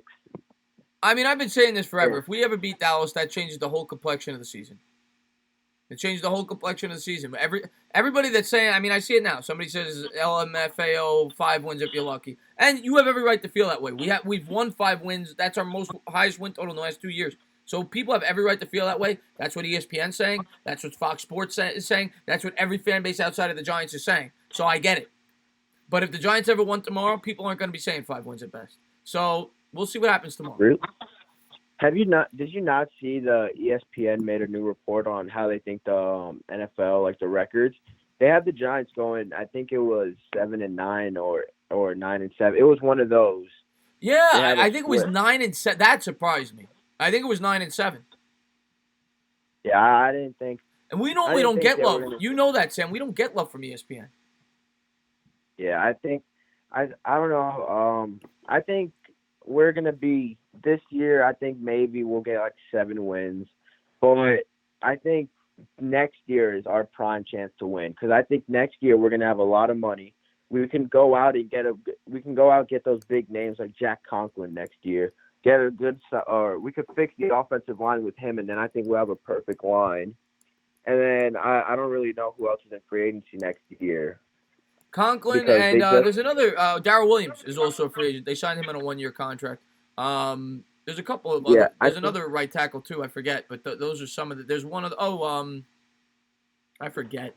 But there was another guy, I think, in Conklin's draft class that's due to be a free agent that we could look at too. I can't remember his name. Me either. But I don't know. But we'll have to wait and see, man. But before I let you go, I want to get your final score prediction for the game tomorrow. Everybody's saying high numbers. Honestly, I think it's going to be 10-7 Giants. I'll take, like I said earlier, I'll take 2-0 Giants. So I hope you're right, man. I hope you're right, man. I could see a low scoring game. I could. I'd take a tie, honestly. Oh, I'll take a 'Cause tie. A tie's as good as a win on the road in Dallas. Are you kidding me? I'll take a tie. Because if we could tie against the Cowboys, then I'd say the Cowboys roster-wise are a top 5 football or football team in the league. So if you could tie with them, you could basically beat anybody you're playing this year. Just go out there and play tough tomorrow. That's all I ask, and I know they will. You know, it might not be good enough, but this team's going to fight this year, and that's all I could ask for this team this year. And hopefully they give us something more. I'm excited about it. Yeah, I just don't want us to be down by like 17 and then we just give up. Yeah, we'll see. No, I'm not saying athlete's feet. I'm not saying tie's as good as a win, but my point is, it would feel like a win if we were able to tie you guys in Dallas. I mean that's a win for me. If we were, maybe I misworded it. That feels like a win to me if we could get a tie in Dallas. But Sam, man, go ahead. Go ahead. That just proves that I wouldn't say that just proves that you can keep up with top football teams in the league. Yeah. If you could tie with Dallas, that not necessarily saying you're better than them, but you could go around saying that, hey, we tied with the Cowboys. We can't be as bad as everyone thinks. Athlete's feet. Yeah. I'm not going to be a guy that's a blind fan. I'm going to say, Sam, I want to say thank you for calling because I got people calling in. I got to get this. But enjoy the game tomorrow. And thank you for the call. Thank you for being a great subscriber. All right. All right, buddy. Have a good one. Before I get to this, athlete's feet. So you're saying Dallas is better than the Giants? Yeah. I'd be a moron to tell you that we're going into the season we're better than Dallas. Dallas won the division last year. We've won 8 games over our last 2 years. We have a young team. You guys have an established team. You guys have all the pressure. We have none. You guys should kill us tomorrow based on personnel, based on experience. I don't think you are. I think it's going to be a close game. But yeah, I'd be stupid if I told you the Giants are a better team right now than the Giants. That's just not realistic. What's going on? You're on live. Thank you for calling in. Well. Well. If it isn't the sports critic, formerly known as the movie critic, what's up? Yes. What's going on, man? I didn't think I'd get on. I'm glad you got through. I'm glad you got through. And what do you want to talk about? I was able to break through the people somehow. You just got through, and I'm not going much longer. So you just got through. I just got through. Okay, so what I want to talk about. Man, aren't you excited? Football is back. God, are you kidding me? I've been waiting forever. I've been waiting since like week 8 of last year. I mean, yeah, I'm excited football's back, and I want to prove these Cowboys. I want to say thank you for all the Cowboy fans for popping in, but I want to beat the hell out of your team tomorrow. I want to beat the ever-living piss out of the Dallas Cowboys tomorrow. I'm sorry. But Amir, what's your thoughts on this game tomorrow? Oh, man, I'm really looking forward to it. I'm going to be calling the game as well. So that's going to be fun to call my first football game. And I hope that we can. Now, I have the Cowboys winning this game, but I think it's going to be really close because it's a divisional game. And that's how it usually goes. But, yeah, man, it's just going to be really interesting to see Saquon back in action, see Eli Manning play without Odell Beckham. What sucks is that we don't have Golden Tate. We really could have used him. But yeah, man, I'm really looking forward to this game. And for the 1:00 games, I don't know. There's a lot of really cool games for those too. Well, you're a Jets fan. You're a Jets fan. No, I'm just messing with you. I always got to throw that in there. No, but what games are you looking forward to at the 1:00? Well, actually, I'm looking forward to the Philly and the Redskins one too. Just because really? Both well, I mean, it's division, but do you think that's going to be a good game? I think the Eagles are going to beat them, but I don't know. Case Keenum is a wild card. Let's see how he plays with the Redskins. Listen, I said earlier in the show, I don't think that game's going to be a blowout. I think the line's 10 points. I would take the Redskins with the points. Yeah, what is with the 10 points? I get the 10 points. The Eagles are at home. They're a better football team. The Redskins don't have any weapons on offense. I get it. I just think that the Eagles come out sluggish on the road. The Redskins have the ability to keep it a dirty game. They got that good defense. They could run the football. They got a very strong backfield. So I think the Redskins kind of slow it down, low-scoring game, something along the lines of like a 21-13 Eagles win. Something like that. Something like that. No, but honestly, the best 1 o'clock game, in my opinion, though, is Atlanta at Minnesota. Because they have Minnesota winning the game, but I can see Atlanta winning this game. I picked the Vikings, but it's going to be very close. The Vikings are a 4.5-point favorite. Yeah. I like the Vikings in that game, but I think the Falcons, again, could cover the spread. Falcons are a good football team. They had a ton of injuries last year. Yep. They're a good football team, but so are the Vikings. Vikings underachieved last year. A lot of people had them going to the Super Bowl before the season started. It'll be interesting. The Vikings definitely have a better defense. Right. I'll go Vikings at home, but I think the Falcons, it's going to be a good game. It'll be one of the better games. I just think Julio's going to ball out tomorrow, especially since, did you hear about Julio Jones' new contract? Yeah, $22 million a year. That is insane. I mean, you know what? I'm happy. I'm happy. All the Cowboy fans in here, thank God that Julio Jones signed for $22 million a year, because what is Amari Cooper going to make? Thank you, Julio Jones, for setting the market. Thank you. But go ahead. He set the so I was just going to say, he set the market really high. I don't know how the Cowboys are going to be able to sign him and Dak at the same time. Yeah. One of them has to go, right, at this point? I don't know. I mean, well, if they would have signed Cooper, Dak, and of course they already signed Zeke, you're talking $70 million approximately. That's a 30-year cap in 3 players. You got to field the rest of your team with 2/3 of a cap for 50 spots. Yes. That's what I'm saying. It's insane. Yeah. Yeah. What do you think about the Cowboys and Giants game? What do I think it's going to be a good game. I think the Giants will keep it close. I think it'll come down to the fourth quarter. I don't think the Giants are going to get blown out tomorrow. Right. We got to get the lead. For us to have a chance in this game, we got to get the lead. Early in the game. We got to get out to a good start. Yep. Yeah, it sucks. We start the season with the freaking away game against the Cowboys. Yeah. But anything else? But you got a final score prediction? Oh yeah, I do. Like I said, it's going to be a lot closer than people think because it is a division rival. And yes, I think the Cowboys are going to win. I picked the Cowboys, but it's not by as much. I think it's 24-21. Cowboys win by a field goal. That's about what I got. Somewhere in that range. Somewhere in that range. But okay, so we agree. That's great. Yeah, and I know you got to get to your callers. I just want to thank you for having me on. I want to thank you for calling. I want to thank you for doing what you do on YouTube. I want everybody to go check out your channel. Make sure to type it in when you go back in the chat. Yeah, I'll just say hi. There you go. Yeah, congratulations on the. What'd you say? No, I was just telling people that the sports. Yeah, but congratulations on the good stream. You had a big stream today, so I'm glad you picked up some subs. Yeah, it was great. Yeah, keep doing what you're doing on YouTube, buddy. Keep grinding, man. Keep grinding. Yes, man, and I want to thank you, man. You've been a really, really supportive of my channel too. I always try to support people on YouTube. And you're honestly an inspiration to my channel, so. I mean, I appreciate that, man. Those compliments mean more to me than anything else. So thank you. And keep doing you, and I can't wait to do that video on Monday. All right, buddy. Have a great one, man. We will link up. We will link up.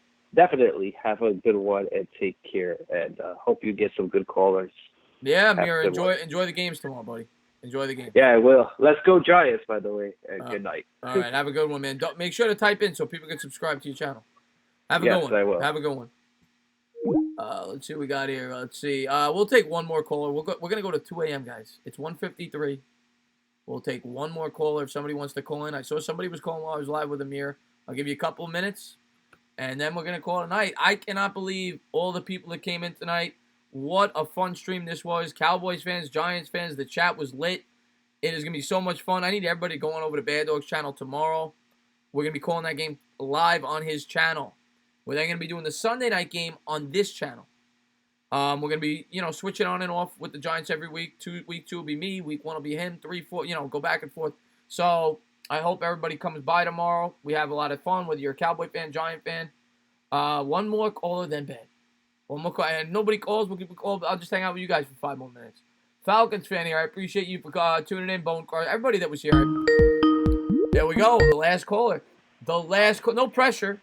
No pressure. You're the last caller, man. Harlem Cowboy. What'd you say? Harlem Cowboy.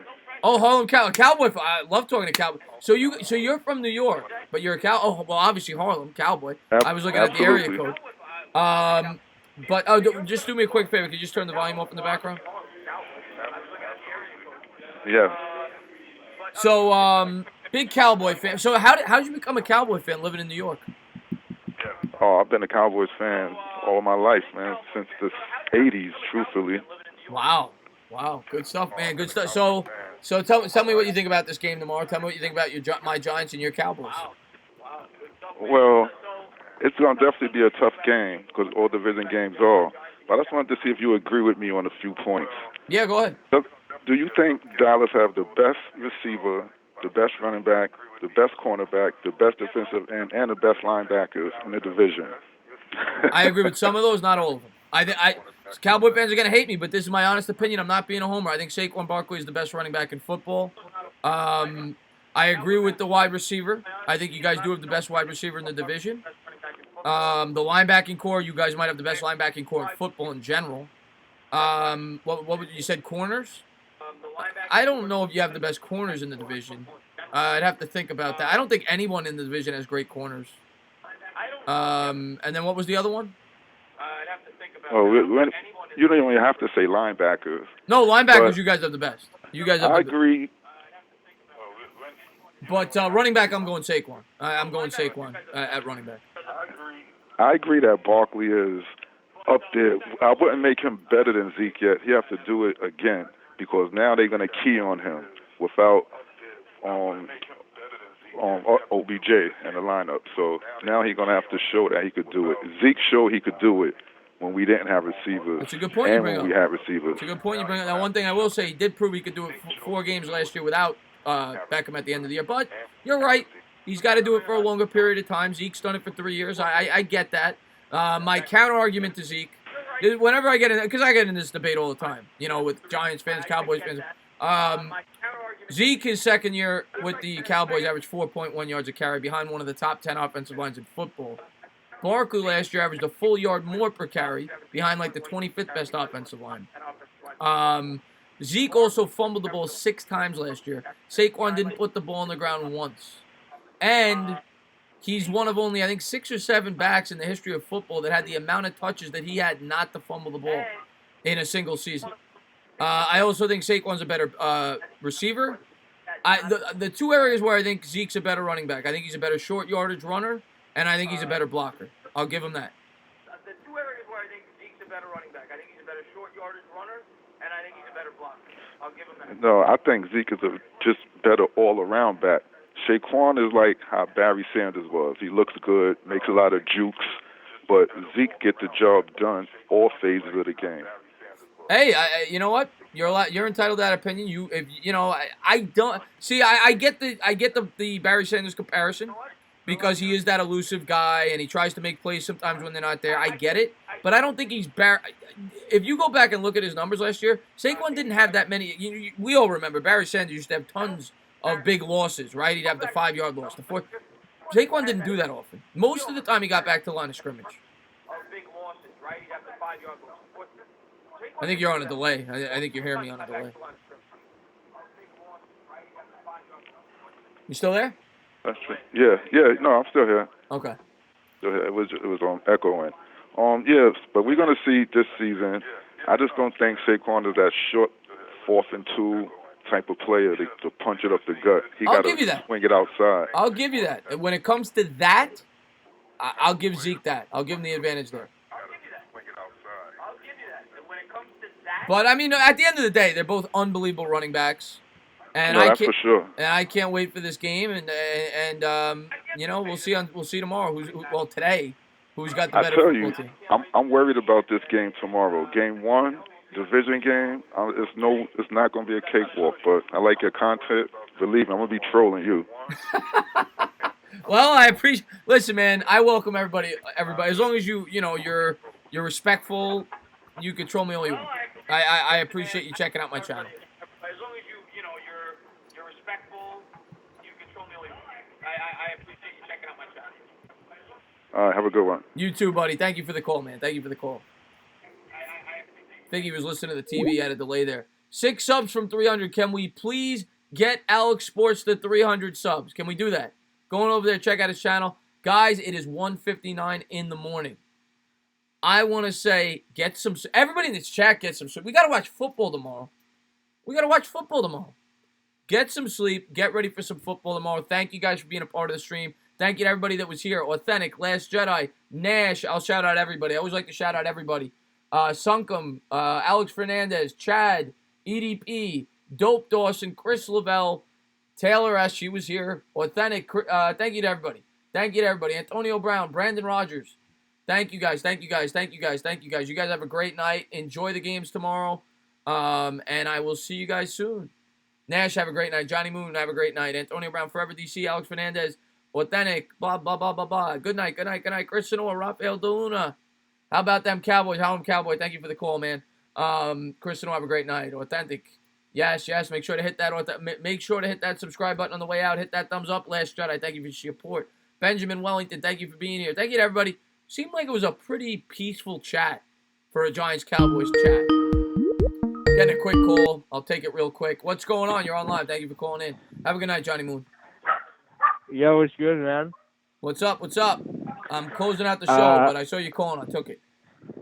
Yeah. I just wanted to say shout out to the Giants.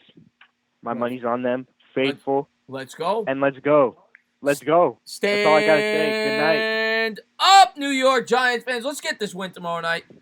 Let's go. Let's go, buddy. Let's go. I know you're pumped up. Yeah. Hey, you have a good night, man. All right, buddy. Have a good one. So, everybody, get ready for the game tomorrow. Thank you guys for being here. Have a great night. I'll see you guys tomorrow during the stream. Good night.